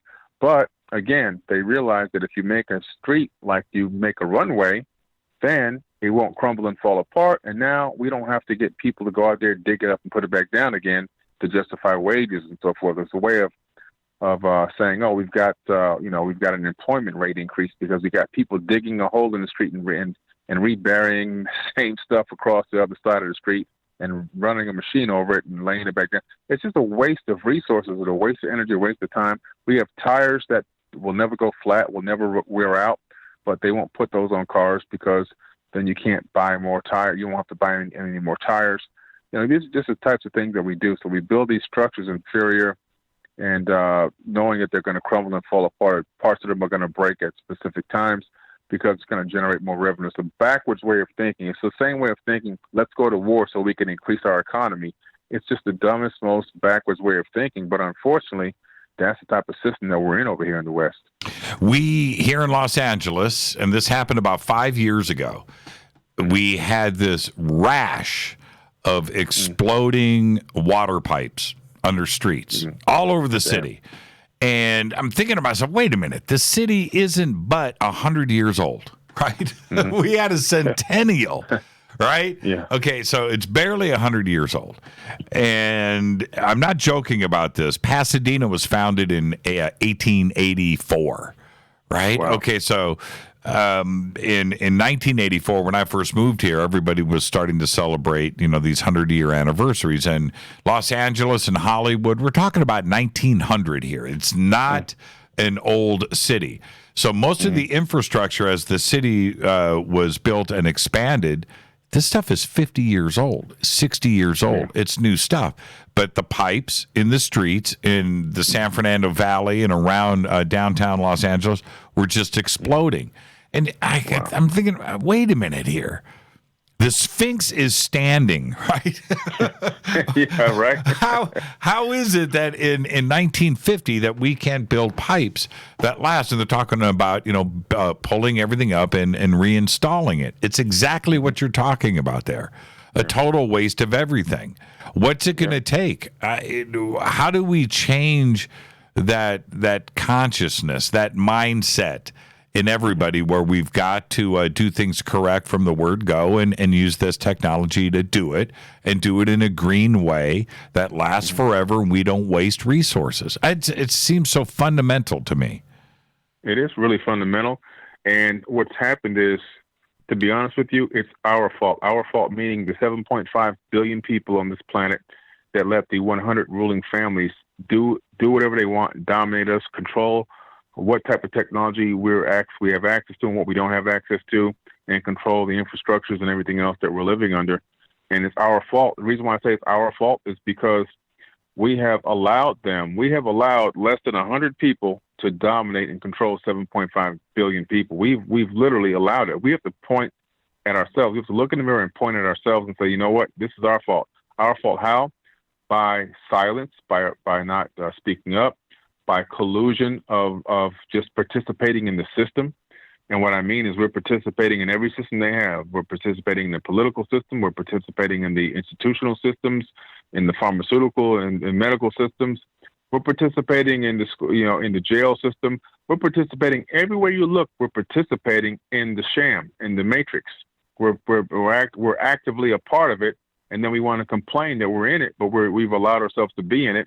When all we have to do is one thing, we all have to collectively say no. There's 310 million Americans. Out of that, there's 190 million that are adults. Out of those 190 million adults, about 125 million actually have jobs. And if even just 20 of those 125 million working Americans just said Monday morning, you know what, we're done. We're not going to go to work. I'm not going to buy gas. I'm going to take all my money out of the bank. I'm not going to pay my mortgage. I'm not paying taxes. We're not doing anything else until we restructure this economic system. And when people get enough strength inside of them to come together in unification and do that and just say no and actually stop, all on a mass basis like that. No war needed, no fighting in the streets, no revolution, no guns needed, none of that. Just say no and stop. Just stop. The system would have to reset, reboot within a week. It would be down and collapsed, and we'd have to reboot it. And then they would have to come to us to negotiate our terms, which would be, of course, get rid of the central banking system, get rid of this political system that we're under right now. We need to restructure this entire system into a resource-based system, and a system where your achievement or your level in society is based on how good you are at what you do, not how much you can sham somebody and stuff money in their pocket to get your laws to go through. Yeah, I find it unbelievable to me that you can have guys that are working in the financial sector, whether it's a hedge fund or something like that, that pushes a button or makes a decision and shuffles papers around and can make $5 billion a year. Some crazy astronomical amount of money. And is that fair to somebody that is literally working, no matter what it is? Yeah. But I'm just talking about literally working. And you have to back up and go, that's only going to run for so long. And I'm not some socialist crazy, I'm all about capitalism. I'm all about being creative and going out there and making yours. And if you can figure out a way to do it, well, then God bless you, man. Go out there and knock some walls down and make it happen. But it's the other part that is gotten so out of whack. And we wonder why when we talk about a 1%er, it's not even the 1%er now. The 1%ers are poor. It's that 10th of 1% that is literally making all of the money. And for doing nothing productive. Nothing. For hedging bets. Hedging bets. And you have to ask yourself, how do we get here? And then everything else suffers, right? Everything suffers. The infrastructure, the schools, us, our medical systems, and everything else suffers because of some greed and shuffling of papers at the very top, and they aren't paying taxes. And again, I'm not some crazy socialist thing, or that's not even what I'm suggesting here. It's just we've allowed it to get out of whack, and we've been complacent in the game because we want to just keep our heads in the sand. Exactly. Want to keep our heads in the sand, stay safe, play it safe, play along, get through my life, and pass the problem on to the next generation, and hopefully somebody will figure something out in the future. Now, that's been the mode. Well, all of the everything that we're talking about right now is in the compendium. Right? If we take the words of Thoth and the Emerald Tablets, all of that can be applied to the conversation that we are having right now, can't it? Absolutely, sure can. All of it. Why? Every single bit of it. What made them so wise? In that, were they going through the same things that we are going through now? Did they learn their lessons? Yeah, they went through the same exact things, and I think what made them really wise is the fact that they had thousands of years to learn their lessons. Their lifespans are super long, not were, but still are super long lifespans, and it's not magic and it's not mysticism. They're living a long time because they have advanced technology, just like we're getting to the point now where we can 3D print organs. We can shorten we can extend the lifespan of the telomeres in our chromosome number 2 so we can live longer. All these things we're just now getting to they've had hundreds of thousands of years, maybe even millions of years ago. So they had developed the ability to live a very long time. When you live a very long time, you have the ability to become very, very wise. You start to have the ability to figure things out because time has been now on your side. You've developed a lot more information. You've learned a lot more information. You've studied and researched a lot more, and your society has developed a lot better over many, many millennia. And I think that was one of the reasons why they were so wise and had learned not only all the information about economics and physics and metaphysics, they even learned how to manipulate the ether of space-time itself. And that all just comes with time. And us as humans, we have the capability of ascending to those levels of technology and consciousness. Again, it is just taking time. We're in a cycle of the yugas right now. I think we're in the Tetra Yuga, probably heading up, eventually into the Silver Age, trying to usher ourselves back into the Golden Age again, where people will live extended lifespans and there will be no wars for an extended period of time, and there will be just nothing but gaining knowledge and wisdom. So we're headed back in that, to that era. It's just a cycle. We're living in a cyclical universe where these cycles of rise and falls happen. And just like right now, there's this elite oligarch running the world, this cabal that's running the world. That won't even last forever because nothing lasts forever due to the second law of thermodynamics and entropy. Everything starts off as an organized system and moves towards disorganization. So even eventually that will fall as well. You bring up a couple of important points, and we're going to get back to telomeres in a second because that is something. Well, we'll do that after the break. I'm fascinated with that. But is it that they just don't want us to learn those lessons from the Emerald Tablets that the ancients went through that have preserved for us so we don't crash and burn, right? And that we learn the respect in ourselves and others. So there's that part of it. But if we figure this out, and I don't want to sound like some new agey crystal, I don't want to sound like that. But if we learn that, then they don't have the control. And it almost seems that simple to me. Yeah, it really is that simple. Once we learn the lessons that's in that book, literally they lose control of us because we won't allow them to control us. We will be the gods of ourselves, and we will be the presidents of ourselves and the rulers of ourselves, and we will work in unification, unconditional love towards each other, and we'll look to seek to create a better life on this planet and treat the planet with more respect, as well as create something for prosperity. I think we all understand, even the very top, the elites.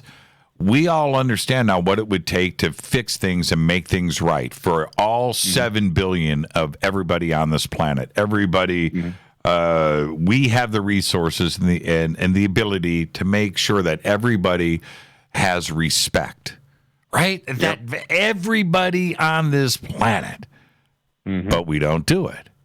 And you have to step back and ask yourself why. What it is, we could fix everything very easily. We have the resources, the infrastructure, the logistical sides to feed, clothe, educate, and everybody on this planet to have the respect that they deserve as Earthlings. But we don't do it. We simply don't do it. Why? We're still not grown up yet. We have a lot more growing up to do. As a species, we are just now starting to try to crawl. Eventually we'll be able to walk and then run. I think running is when we really develop that true unconditional love towards one another and the planet. And when we get to that point where we drop ego and we really begin to understand what unconditional love is, which is the most powerful force in the universe, love one another, truly love your neighbor, and treat them as an equal. And then you'll see things change because people will respect one another. People will work together for a common goal. And you'll see everything completely flip and turn around on this planet at that point. Right now, everything is for me. What can I do for me, me? And screw everybody else. And, I'm a squirrel that's got to collect my nuts and forget everyone else. But once we change that mindset around, and we will, and grow up, I think that we'll develop into a super advanced technological society, as well as probably an interplanetary civilization. Do we have a problem here, though, Billy? Are we going against what is natural with entropy in that it's going to disintegrate, and we are, we're trying to go upstream against something that naturally is going to happen anyway? Well, I think it naturally will happen, but I think that we're kind of the catalyst for speeding the process up of breaking down this system and helping usher in a new system. We're kind of like the pioneers of that, and I believe that in every cycle you always have pioneers. Whenever you look into the history books or look into things in the past, you always find a catalyst or a group of pioneers that kind of help kickstart something into the next mode.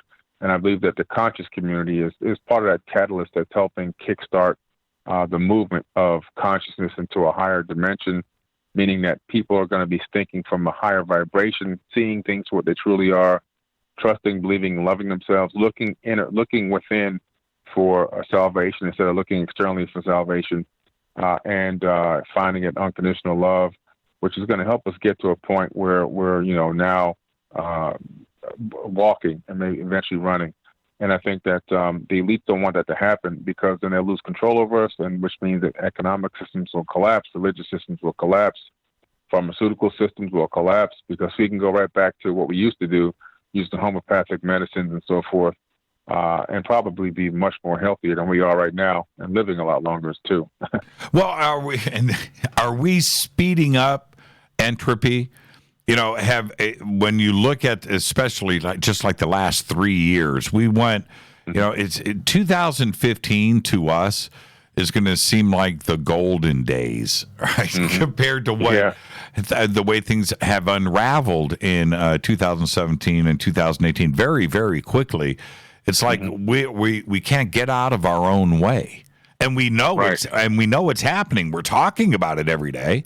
We're talking about the divisiveness of the world and the darkness. It's not just you and I in the conscious community. It's everybody is talking about what's going on. We can't seem to stop ourselves. It's speeding up. There's no doubt about entropy is definitely speeding up. The system is getting very weak. It's like these old bridges in America, all the cracks and ready to collapse. And I feel that, the movement has really put, especially since 2012 is really when it really kick-started to another level. It jumped to another level in 2012. And I really do believe that the movement, this conscious movement, is becoming a great force, because people who haven't even been to a lecture or a workshop or a conference are now starting to talk about eating healthier, organics and non-GMO, and they're talking about the type of information that's on TV not being healthy for their families and their kids. I hear them in restaurants. I hear them at the mall talking. I hear conversations everywhere, conversations that I never would have heard 5 years ago, 4 years ago. I'm hearing people who are not involved in the conscious movement now having these conversations openly out in public, talking about aliens, talking about life on other planets, UFOs, and everything else. So I think that the entropy is speeding up. The system is becoming extremely weak, and eventually will collapse at some point, and it'll be time for a new paradigm. Rita came home the other night, and she goes, "You're not going to believe what Deanna and I just saw." And I said, "Well, I was at Coast, right?" And they went out. Yeah. And they said that they saw this family get out of this car. I'm not going to get into any more descriptions than that. But the son gets out of the car, the youngest, he's like 8 years old, with AirPods hanging out of his ears. Yeezys. He's wearing Yeezys, man. And yeah. And then, fancy iPhone X. And I'm like, well, there it is. There's the collapse of the Western civilization right there. Yeah. Right. Yeah. Oh, man. Let's take a break right here. Our guest tonight, Billy Carson. When we come back, Billy, I can't believe you brought up telomeres. So right where I need to go. And for those out there that don't know what we're going to talk about, look it up. Telomere. It's amazing. We'll be right back. Stay with us. Hi, everybody. This is Rob Halford, the Metal God, on JimmyChurchRadio.com. This is KGRA Digital Broadcasting Station. Salt Lake City, Utah. Van Buren, Arkansas. Poor water quality is a major health issue, and it's only getting worse. Municipalities can't keep up, standards have dropped, and pollutants are increasing. Where does it all end? It ends by keeping the pollutants outside of your home with HydroCare's advanced systems available at Wave Home Solutions. No less than the best purification materials and processes have been developed by HydroCare to provide you with healthy, clean water for drinking, cooking, and showering. HydroCare far surpasses the competition in removing chlorine, odors, iron, lead, chemicals, limescale, and much more. Don't settle for less when it comes to your water. We'll take care of the toughest water problems for you, whether it's from a city or well source. Satisfaction guaranteed. For more information, call 888-997-WAVE. That's 888-997-WAVE. Or go to bestwater123.com. That's bestwater123.com. Wave Home Solutions for a healthy, comfortable home. Your contact for current news and trending topics. KGRARadio.com. Does your basement or crawl space have a damp, musty smell? Well, watch out. That's a sign of too much moisture and not enough ventilation. And that can mean increased mold growth and the buildup of harmful toxins and gases. Don't bother with a dehumidifier. It just circulates the same unhealthy air. Now there's a better way to remove these dangers and odors. It's with the computerized Wave Moisture Control Unit that reduces moisture and expels pollutants. We replaced our old dehumidifier with the Wave unit, and in only 3 weeks, our basement is dry and the musty smell is gone. Wave units require no maintenance, no buckets of water or filters, and costs only pennies a day to run. Breathe better, live healthier with an affordable, no-maintenance Wave unit. Call 888-717-WAVE, 888-717-WAVE, or visit dryhealthyhome.com, dryhealthyhome.com. Ride the wave. Wave Home Solutions for a healthy, comfortable home. This is Jimmy Church of Fade to Black, and I only drink Fade to Black blend coffee from Rivermoon.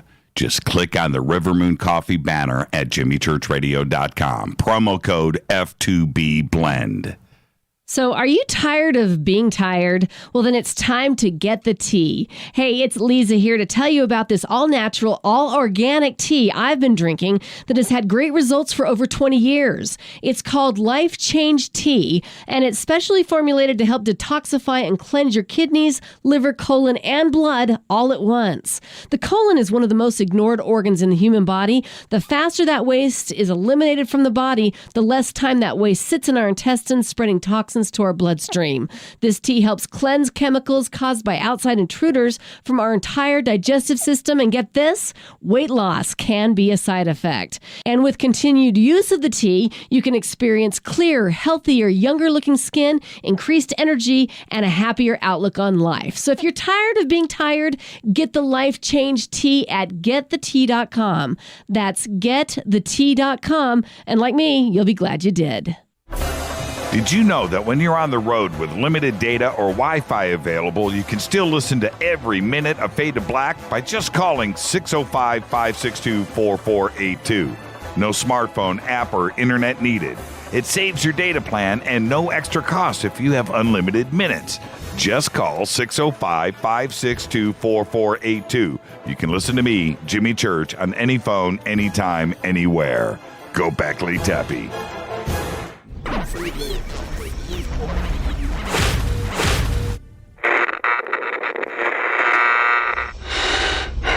You want to know a secret? I love ponies. I really love ponies. I'm serious. I couldn't stay sane without ponies to brush. Why Fade to Black? Because you never got that pony, damn it.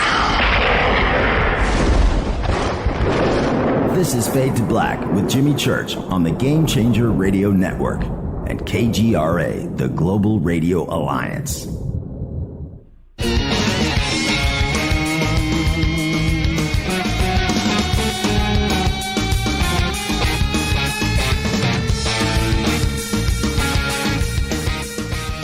Welcome back, Fade to Black. I am your host, Jimmy Church. Our guest tonight, Billy Carson.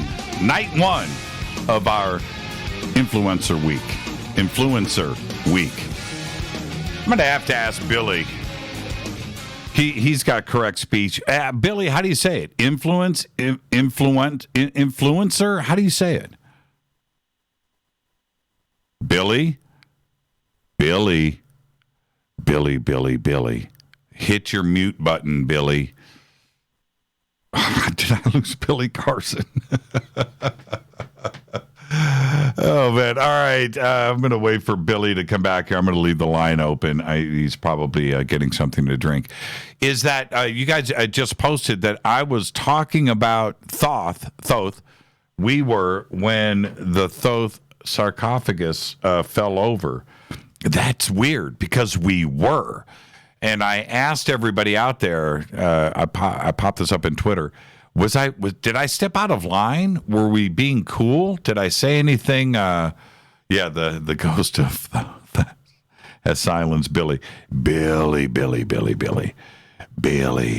Who remembers Ted Knight in the movie Caddyshack? He had his putter, the Scottish putter that was given to him from Scotland. He called it Billy. And so in the movie, he would, oh, Billy. So we got to invoke Billy here. Billy. All right, I'm going to put him on mute, and I'm going to bring him back. I'm going to do the hard call here. That's pretty bizarre. He just disappeared. But anyway, back to Thoth. So, yeah, we were talking about Thoth when it fell over. Okay. Billy, are you there? I'm here, yeah. I dropped for some reason. I don't know what happened. Yeah, okay, that was weird. So they were posting. Could you hear me, by the way?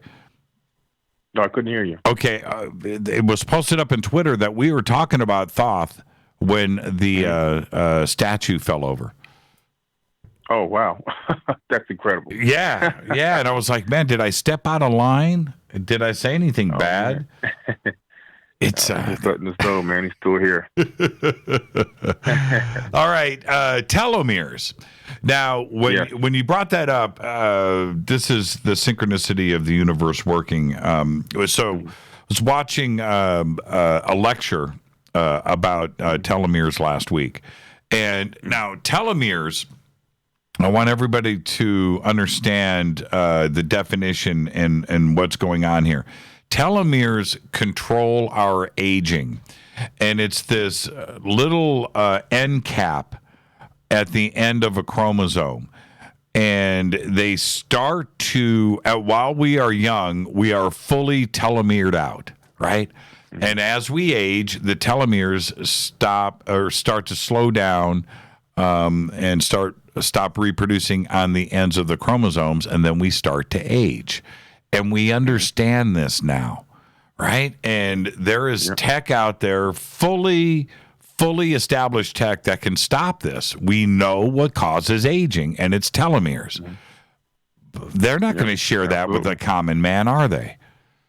No, not at all. As a matter of fact, a study done at Harvard University where they took the telomeres and stopped them from shrinking in mice and allowed the mice to live 3 times the normal lifespan is proof that the technology is being perfected. When they start showing you that they're doing it successfully on animals, it means that it's already been done and probably tested far long before that point. And one of the problems that we'll have here now is the fact that, okay, now a human being can live 130, 140, 200 years, 300 years old. So now they have that power. If we don't take back control of this system, what they'll eventually do is sell us time. And that's the problem we're looking at. Yeah, I'm reading here. Telomeres are the caps at the end of each strand of DNA that protect our chromosomes, like the plastic tips on the ends of shoelaces. Without the coating, shoelaces become frayed until they no longer do their job. Just as without telomeres, DNA strands become damaged and our cells can't do their job. We totally understand it. We totally get it. Yep, absolutely. And the thing that's amazing about this telomere problem, or that now we've pretty much been able to resolve scientifically, at least in the lab, is that chromosome number 2 is where the issue is. Now, chromosome number 2, scientists now all agree that chromosome number 2 was fused together sometime in the distant past, and they can't figure out how it happened. So somewhere in the distant past, a geneticist went into humanoid, Homo sapien, took out chromosome number 2, fused it together, and embedded it back into the genome so that when we replicate ourselves as human beings through birth, chromosome number 2 is fused with 2 telomere caps, one on each end. This is an amazing, amazing thing that is now agreed upon by mainstream scientists, but they just can't figure out how it happened. Well, when you look into the ancient text, you discover that these Anunnaki beings in the Enuma Elish, 7 tablets of creation, which, by the way, predate any Zechariah and Sitchin translations. This stuff, matter of fact, he used these translations, which were hundreds of years older than himself. Mm-hmm. He wasn't even, born yet when these translations were made. Talk about these beings genetically modifying an existing hominid on this planet. Now, when you go into some of these texts and you realize the Tower of Babel incident, which is in the Bible and also in the Sumerian text, where these human beings were all working together as one, unified, building this tower to the heavens, which some say may have been a spaceport, some say just may have been a building or structure they were trying to mimic of the Anunnaki. Whatever, at some point, Yahweh in the Bible or in the Sumerian version, Enlil comes back and sees this tower, decides to destroy it because he realizes that human beings working together can accomplish anything, and then takes the people and spreads them all around the planet, changes the languages, and then says, in the Bible it says these exact words, my seed shall not abide in man forever, his years shall be 120. It says the same thing in the Sumerian tablets because that's where they copied it from actually in the Bible. But the point that I'm making here is that the scientists discovered that under the most pristine conditions, the most that a human being can live based on telomeres is 120 years. So there's the confirmation that this chromosome and this telomere thing is real. And of course, we're only averaging about 75 to 80 years just because of the poisons and everything else that we've done to ourselves. But we should be living to around 120. But now they've then discovered that, okay, the telomeres are shrinking. Just like the buffer on a YouTube channel, they're there to keep the replication going of the DNA strands in the cells. But once they run out, the body starts the death process. And now they've learned how to stop these caps from shrinking, which means that technically a human being may have unlimited lifespans, especially if we can continue to develop technologies like 3D printing of organs and bionic eyes and everything else. We literally can continue to extend ourselves. With the, when they call us, you and I and, humans, primates, that's where I disagree because primates have 48 pairs. We have 46 because of number 2, which was fused together. And therefore, I don't care what anybody says, we are not primates. Okay, so that just stops right there.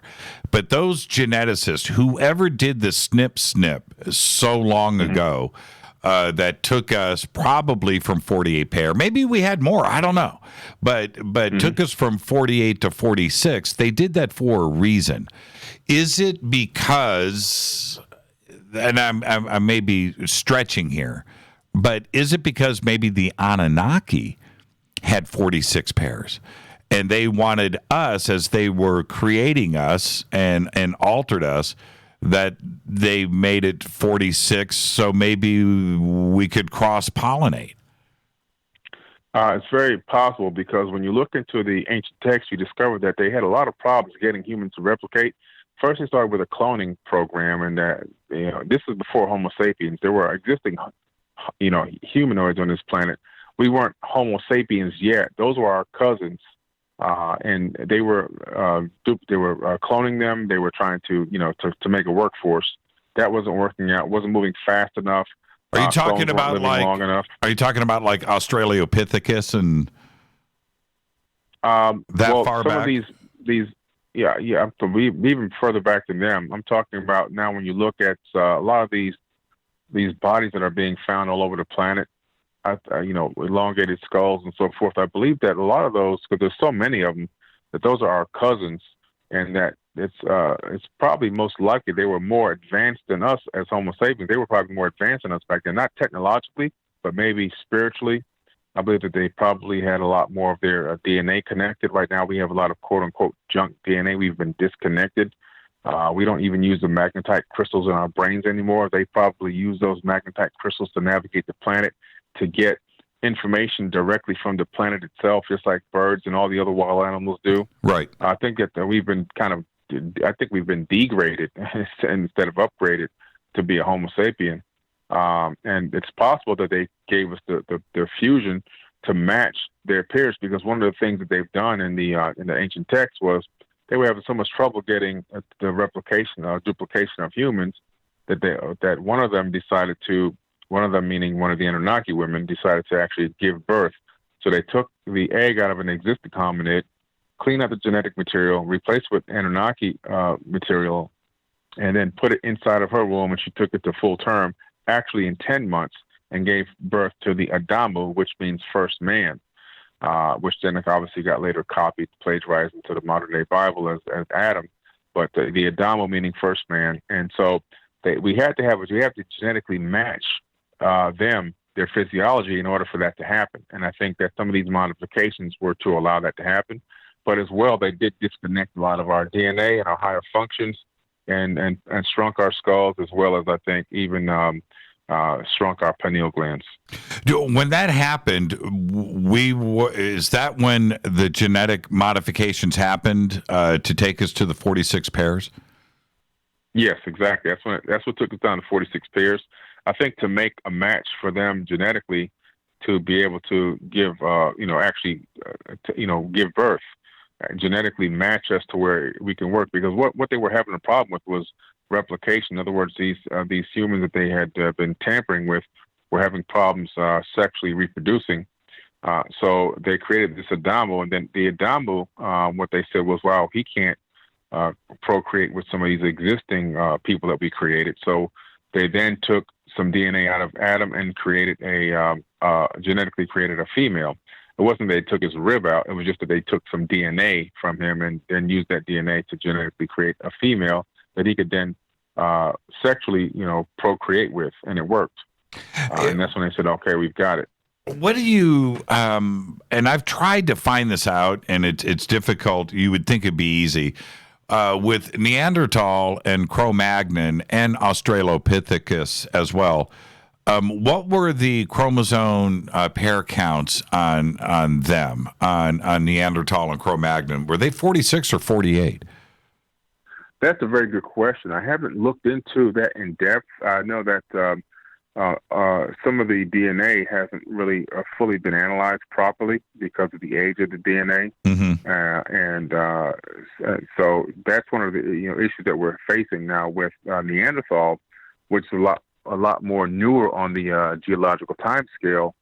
I haven't researched him directly to find out how many pairs he exactly had. So that's actually a very, very good question. Yeah, because when we hear, this is what I find strange, is that, we've got Neanderthal DNA in us, right? So wait a minute. What was the chromosome count on that? And for somebody to have the knowledge, I don't think, and this is, I had a PhD anthropologist and biologist on the show a couple of months ago, and we were actually talking about time travel and aspects of it. But this is a researched, tenured professor, right? And so I got into the chromosome count discussion with him, and he was like, it was just natural. It just happened. What do you mean? How? I mean, what happened? Somebody was struck by lightning? How does it just happen? Specifically, I know, and I'm not going to tease him, but it was a very strange. Yeah, well, we kind of talk about it, but it's really not that big of a deal. Yes, it is. It's a very, very, very big deal. It was fused. It did happen, and it seems that somebody had that knowledge to go in, cut, snip, fuse, and then send us on our way. We are just finding out about DNA now in this lifetime. This is new stuff. Somebody had this knowledge a very long time ago, didn't they? Yeah, a very, very long time ago. Somebody had super advanced knowledge of genetics and biology, and they had everything mapped. The genome was already mapped. We've only now just rediscovered how to map the genome. It was already done in ancient times. When we do this Anunnaki discussion, and the critics or the debunkers of Sitchin or anybody that wants to take down the Sumerian text says that it isn't actually saying this. And I don't know how they're reading it or how they're interpreting it, but I've looked at the direct translations out of the University of Chicago, and I read some pretty fantastical stuff that can't be coming from fantasy or ancient Stone Age man science fiction, right? I don't see it that way. Do you? No, not at all. I think that a lot of people tried, and still to this very day, if you ask a lot of people who are trying to debunk the tablets, they go, "Oh, Zechariah Sitchin was the only person that could decipher these tablets, and no, they're not even close to knowing the truth." First of all, Zechariah Sitchin didn't decipher the Sumerian tablets. Okay, that's the first and most important thing I think people need to understand. He took translations that were already in existence, and then he added his take or tried to put the pieces of the puzzle together from adding parts of the biblical version, the Mahabharata, the Bhagavad Gita, the Indian Vedas. He took all these different texts from around the world and different civilizations, and he tried to paint a picture and fit the pieces of the puzzle together, and then he wrote books about it. And then created his interpretations. So he included very, very good reference material and sources in all of his books where everything came from. And then when you look at the parts of his books that are relying on Sumerian tablets, specifically, you're talking about the Enuma Elish and the Seven Tablets of Creation, and you're talking about the Epic of Atrahasis, and you're talking about the Epic of Gilgamesh. And these tablets have all been translated long before he was even a seed in his dad's body. He wasn't even in existence at the time that these things were already translated, and already had been in libraries in Cambridge and then also at the museum in England. So if you go to the UCLA CDLI Cuneiform Online Library, you can just Google that. And you can pull up the stone tablets, the Sumerian tablets, and you can take a virtual tablet off the virtual shelf and drop it into a translator and read these tablets for yourself. You don't even need a translator. This is how well it's been done already. So the debunking Zechariah Sitchin is a waste of energy anymore. Forget about it, because his work has been venerated. Because if you go and really analyze the work and look at the references, and then go trace down the references and then read that information and study those texts and those tablets, you find that there's a lot of very valid information in those tablets that matches his theory, and not to exact, but pretty close. And all the people who have now deciphered these tablets around the world, all the different authors that have gone through and translators and everything else, they've all come up with a pretty similar story. Not the same exact story, but a similar story, meaning the fundamental basis is the same. People came here from another place that were very advanced to mine this planet for resources. To what end? We don't know the exact reason why, but they mined the planet for resources. And at some point, they began genetic tinkering with the existing hominid on this planet to use to create a slave race. That's the basic fundamental basis of the story. No matter what civilization you look into in their ancient record, and no matter who you look into in modern times in terms of translating these tablets, they all come out with the same basic story. That story is the same. Let me ask you this, Billy. If you jump on a starship, you take off, you've got your friends with you, and you find a planet that's got early versions of ourselves running around, right? And you land. They don't have fire yet, or what have you, right? A primitive existence. What do you do?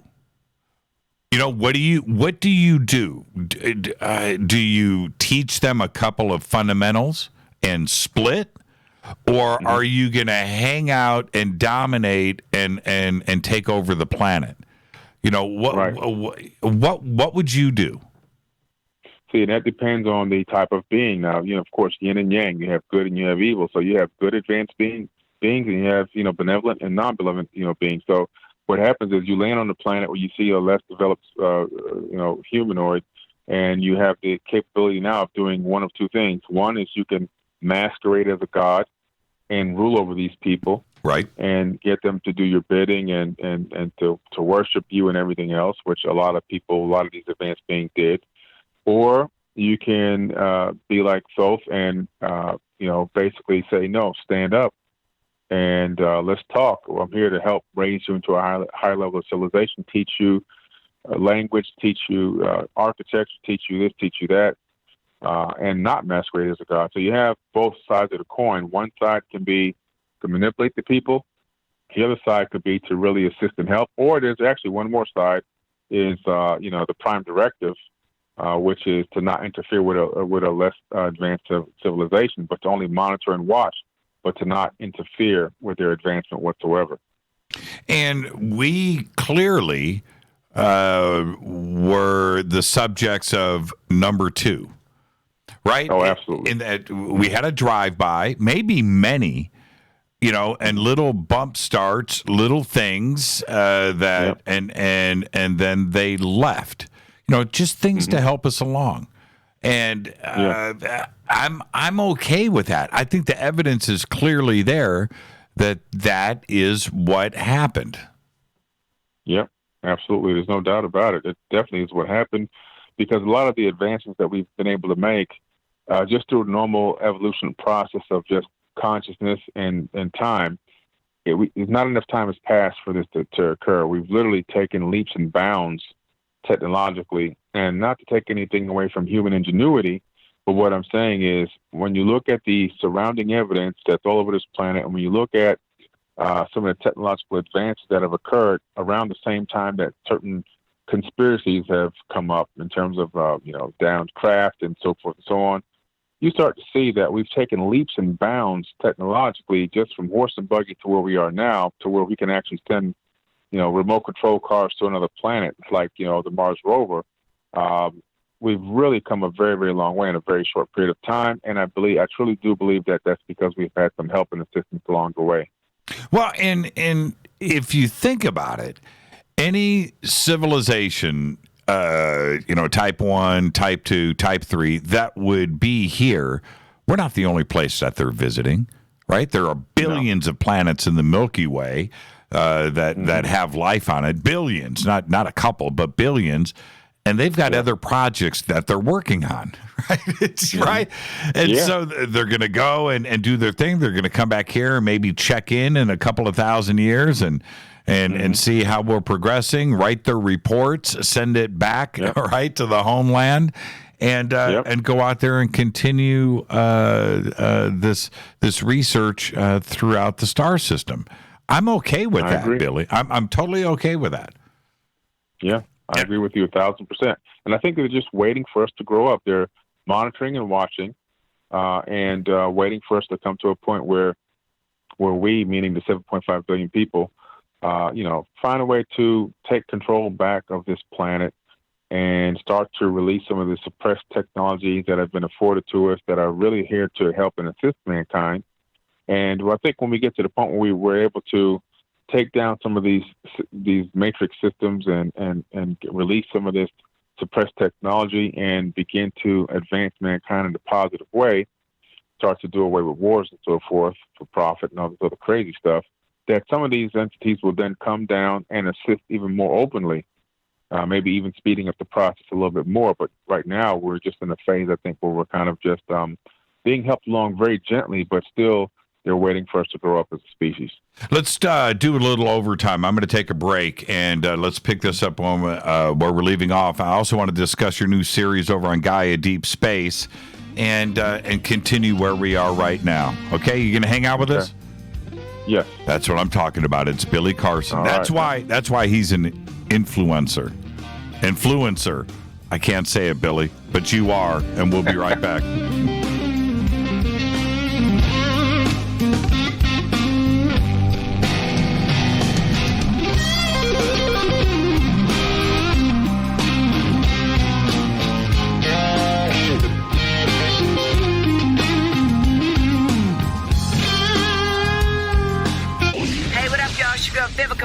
here, and you are listening to my boy, Jimmy Church, on JimmyChurchRadio.com.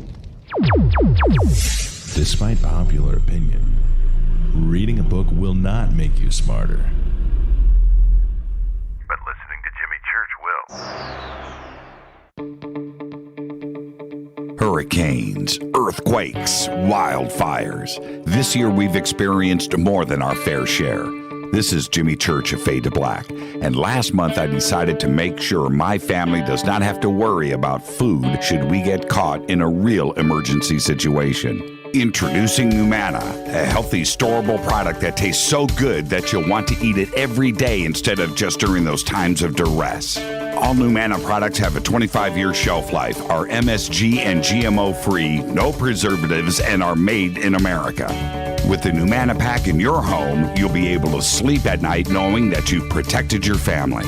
Not only have I tasted and tested, I own it. Now you can too. Just click on the Numana banner on JimmyChurchRadio.com and use the promo code Jimmy when you order. In addition to a discount, we'll send you an autographed Fade to Black t-shirt. Seriously, go Beckley Teppy. This is Jimmy Church of Fade to Black, and I take Life Change Tea supplements every single day. It's what I do. Click on their banner at JimmyChurchRadio.com. When you take the beans from Central America with dashes of Indonesian and African mixed in and then roast it to the dark side of Fade to Black, you create the ultimate brew of fringe. Introducing the Fade to Black blend from River Moon Coffee. Yes, River Moon's darkest customized roast was created for the love of Fade to Black. The alchemy of masterful roasting and smoking the beans is in every sip of this full-bodied, dark Java. I need my coffee dark, deep, with distinct bittersweet chocolate highlights, just like the bunker. Leaning further into the darkness of the roast is Fade to Black blend from River Moon Coffee.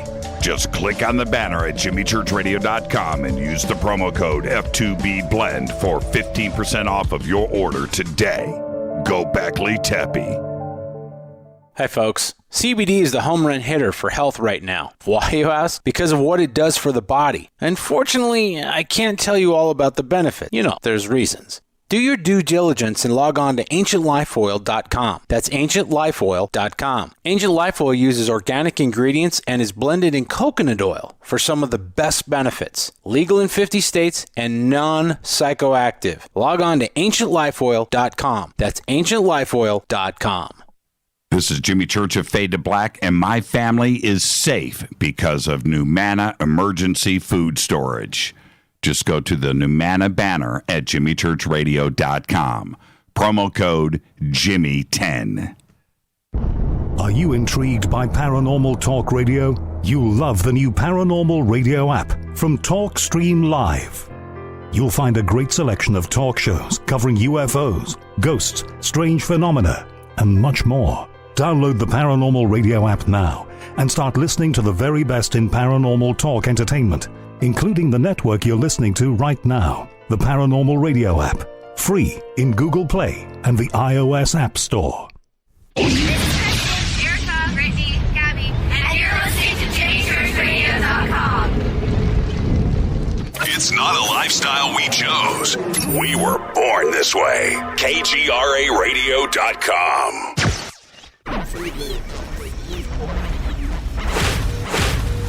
This is KJCR at JimmyChurchRadio.com.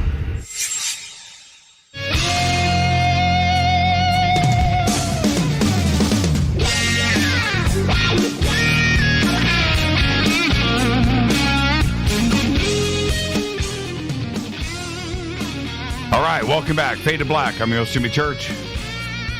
Our guest tonight, Billy Carson. Forbidden Knowledge. You can follow Billy on Twitter at Forbidden Knowledge. You can follow me on Twitter at JChurchRadio.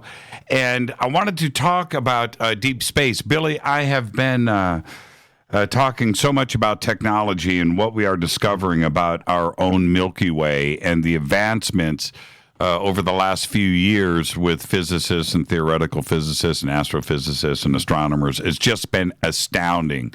The information is just coming in really, really fast. When you look at, you know, the hardcore numbers, right? The basic math of all of this. When I talk about basic math, I'm talking about counting 1, 2, 3, 4, 5, right? Basic math. It's tremendous what we're finding out now, isn't it?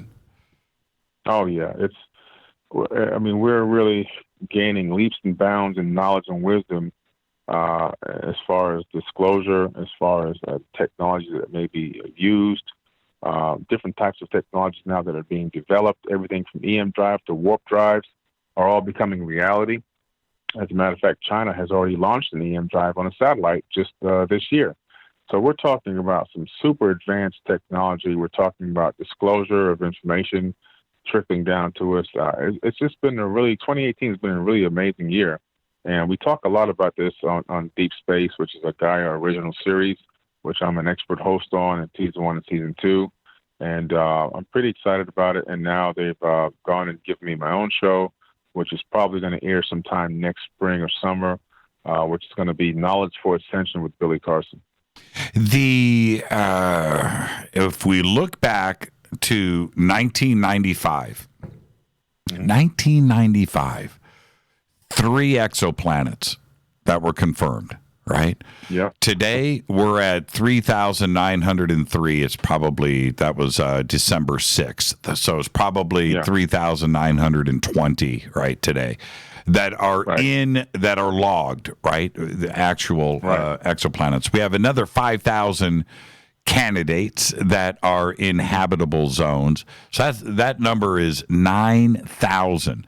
There were 3 in 1995. Today, astronomers are now of this mindset that we have 200 billion plus stars in the Milky Way, and probably every single star has a planet. Now, like I said, just the basic math, and we start to look at the planet count here. We are not alone. We're talking about 100 billion planets in our Milky Way. Now, that's insane to me. We are not alone, are we? There's no way we're alone. There's not even. We've never been alone. Matter of fact, this region of our Milky Way galaxy where we're located is a fairly new region, and there's other places in our galaxy that are millions of years older than us. As a matter of fact, this solar system that we're living in right now, inside of our Milky Way galaxy on this outer arm, is not from the Milky Way galaxy. This is peer-reviewed science. Our solar system actually is coming from the Sagittarius dwarf galaxy, which is merging and still in the process of merging with the Milky Way galaxy. The Milky Way galaxy actually gobbled up another galaxy named the Sagittarius dwarf galaxy, and where the intersection point of the Milky Way and the Sagittarius is directly where our sun is located. So most likely, several billion years ago, we were dropped into this position through the merger of the Milky Way with the Sagittarius dwarf galaxy, which is where we're actually from, which is a very much smaller galaxy and fairly new. So we're totally brand new, man. There's other star systems in this galaxy that could be 3, 4, 5, even 8 billion years, older than us, and had coalesced, developed technologies maybe 3 or 4 million years ago, or advanced societies that are now traveling not only the galaxy, maybe intergalactic even. And this is what's fascinating when you start to look at those numbers. We took, no matter how you want to slice it, it doesn't matter, but we took about 3 billion years to develop into us today, right? From microbial life to now. Okay, 3 billion years. Okay, all right. And the last 200,000 years of that gave us Homo sapiens sapien. All right. I'm just believing what science is telling us, right? Right. Okay. So if we just look at those numbers and the amount of stars and planets that are, like you just said, 8 billion years old in our own Milky Way, and we are sitting here with a planet that is 4.5 billion years old. Well, it doesn't take anything to imagine what could be out there, you know. And now they do have to have a stable star. We have a sun that is extremely stable. It hasn't ignited. It hasn't burned up. Or, you know, some crazy solar flare action where, you know, everything on this planet has been incinerated many times over, you know, every 1,000 years, you know, it burps. Yeah. We've got a really stable sun. So I understand that part of it. But when you look at 200 billion stars in this Milky Way, well, it's a numbers game. There are plenty of stable situations out there. Oh, there's no doubt. And there's so many that it's I think that the galaxy is actually overpopulated in terms of civilizations. And people go, well, how come we're not hearing from them? I think we are hearing from them, but the powers that be aren't relaying the messages to us. The messages are definitely coming in. I think we're in direct communication with these beings, with these other civilizations. But just like I said, it's not being related to the general public. They're keeping that in terms of the communication top secret. You know, for purposes of national security or whatever they want to call it, but they want to control every single aspect of everything, including contact with other civilizations. For what end, I'm not exactly sure, but most likely so that they can control the situation and any manipulations that need to be put in place, or maybe even to as well check and see how safe or how dangerous some of these civilizations are. But they do not want us to know that they are out there. As a matter of fact, they don't want us to know about the ones that are right above our heads on Mercury, Venus, Mars, Ceres, even the moons of Titan, the moon of Saturn, and some of the moons of Jupiter, and even I think Pluto, based on some of the images I've seen. There's people right here in our own solar system. Well, how exciting is it for you when you talk about this research and the Anunnaki and deep space and the solar system and all of the science out there? And then you got a chance to see your first, we'll call it UFO, with me, and you start to see what you've been talking about, and you see these things for the first time. What did that do for you? Man, it just gave me a lot of confirmation, you know, a lot of confirmation, because when I was a child, you know, at the age of 7, seeing a UFO in my backyard, it was like, okay, what did I just really see? And then, you know, over time, it gets really foggy. But when I had a chance to go to Cassidy Ranch, and when you were there, we did the lectures out there and everything else. We went out to the Field of Dreams to look up and look for UFOs. And that place is just a UFO haven. I mean, they just swarmed there every single night.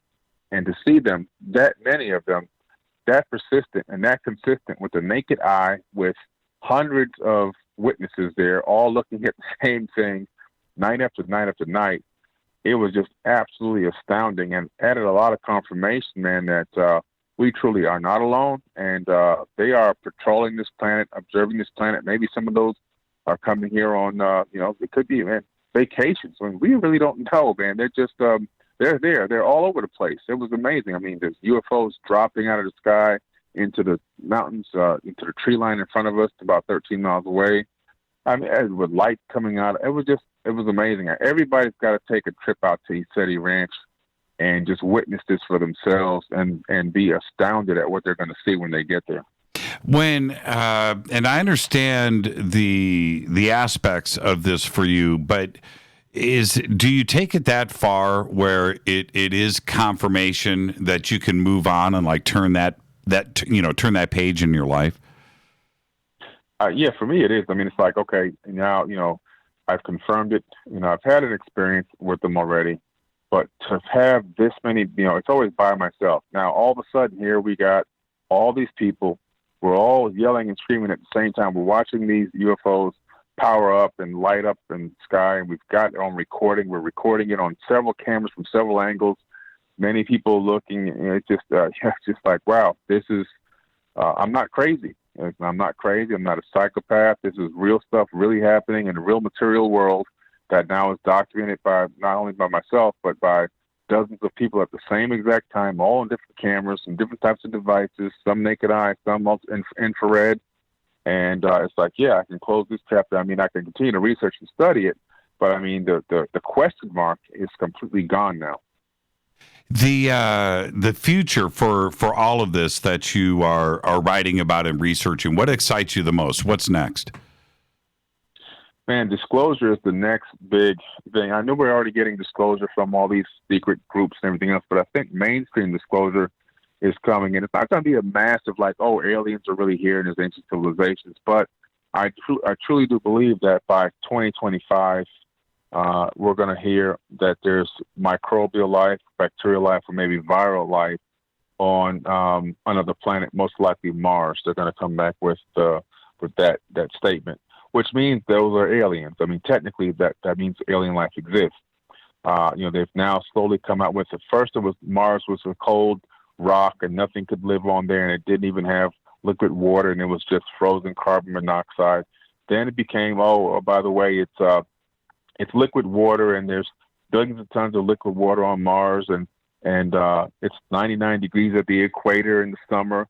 I remember 2 years ago, our articles on the Washington Post and the LA Times were that Detroit and Chicago were colder than Mars in the winter, and at the equator.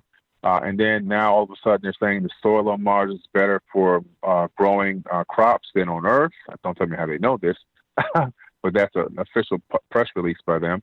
And there's missions now to Mars, as well as this new rover that just got there, this new probe that just got there. So the next thing they're going to come out with is that there's microbial life or bacterial life on Mars. And to me, that's a statement, a big announcement. It's not the same thing as saying we've got a humanoid up there or we got a rodent or whatever, but it's admitting that there's life beyond Earth, and that's going to open the door for a lot more disclosure of biological entities that exist outside of our planet to come forward over the next 10, 15, 20 years. Yeah, it's the only sure bet for funding, right? Yeah, exactly. You have to do it. Right. And the excitement, I had Robert Zubrin on Coast to Coast over the weekend, and that's one of the points that he brought up. And I totally agree with this. The excuses or the reasons for the space program failing and stopping, because we had plans to go to Mars in the 60s. And that was the next step after Apollo. And things were moving in that direction. For whatever reason, most of it political, from 1968 forward, and the stagnating and everything stopping, whatever those reasons are, it doesn't really matter. It happened.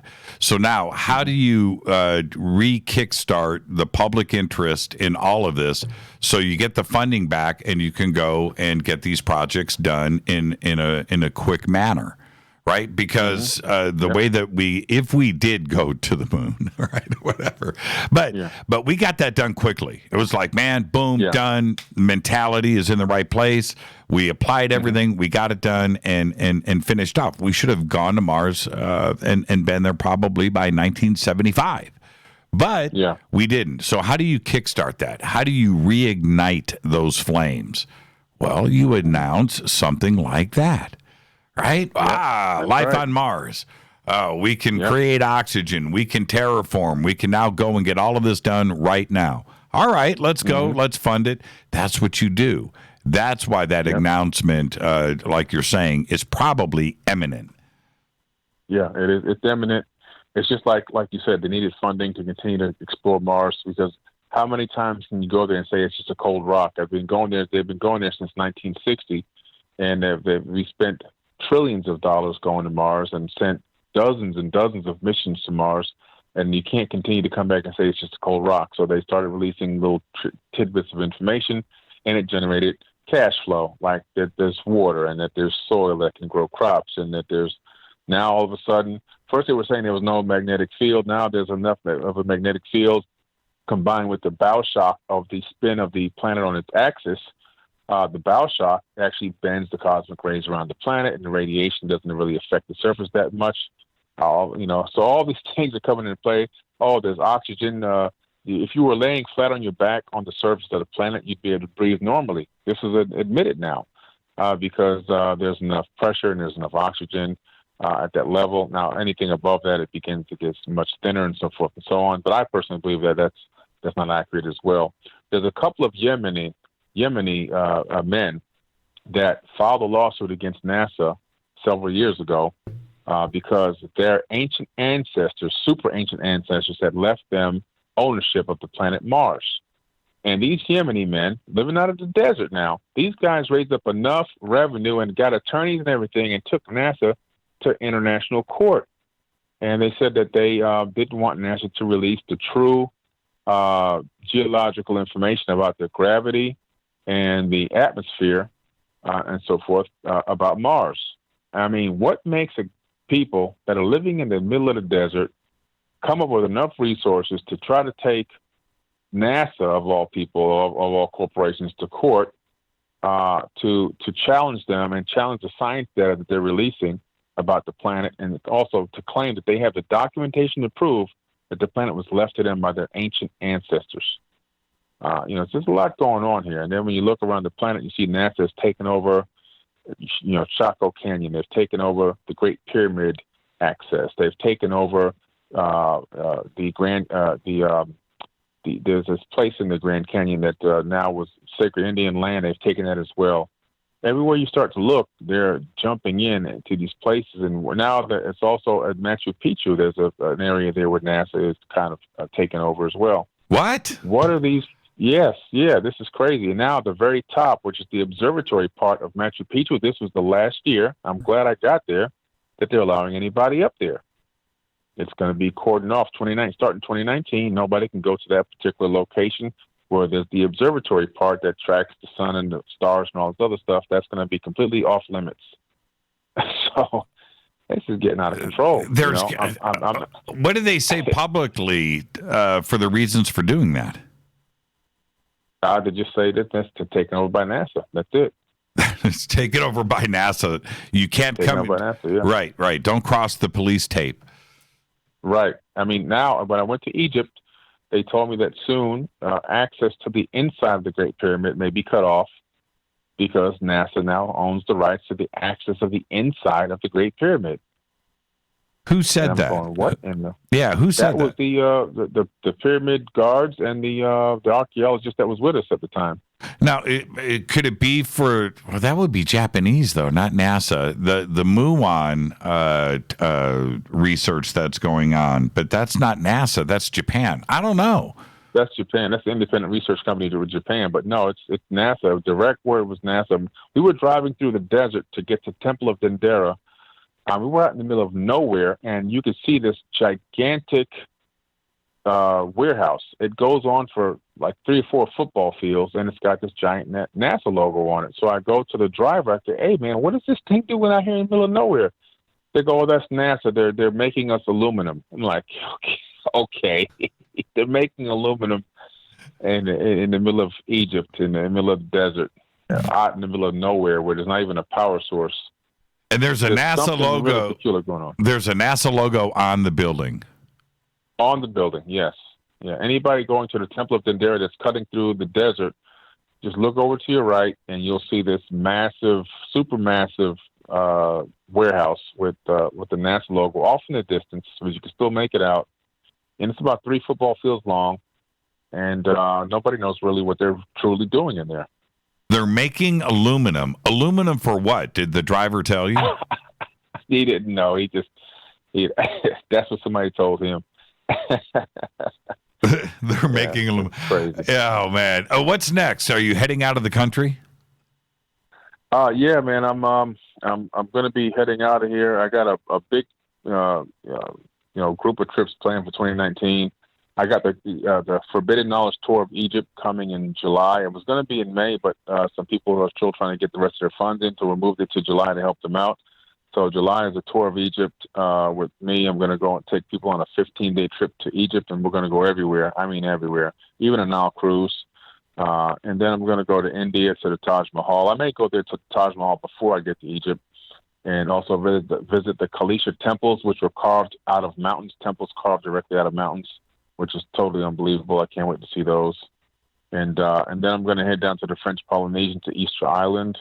I'm going to go to Ethiopia to the Lalibela temples. The Lalibela temples are almost exactly like the Kalisha temples, where somebody with some advanced technology carved it directly out of some mountains in Africa. So I'm going there, and then I'm going to take a trip over to Bosnia and see the Bosnian pyramids and take a tour of them, and then wrap it up with UK with Stonehenge, and somewhere in there I'm going to fit a trip to Tahiti and somewhere. What do you want to find? I've got like 1 minute left here, Billy. But going to Easter Island is really, really cool. What do you want to find there? What do you expect?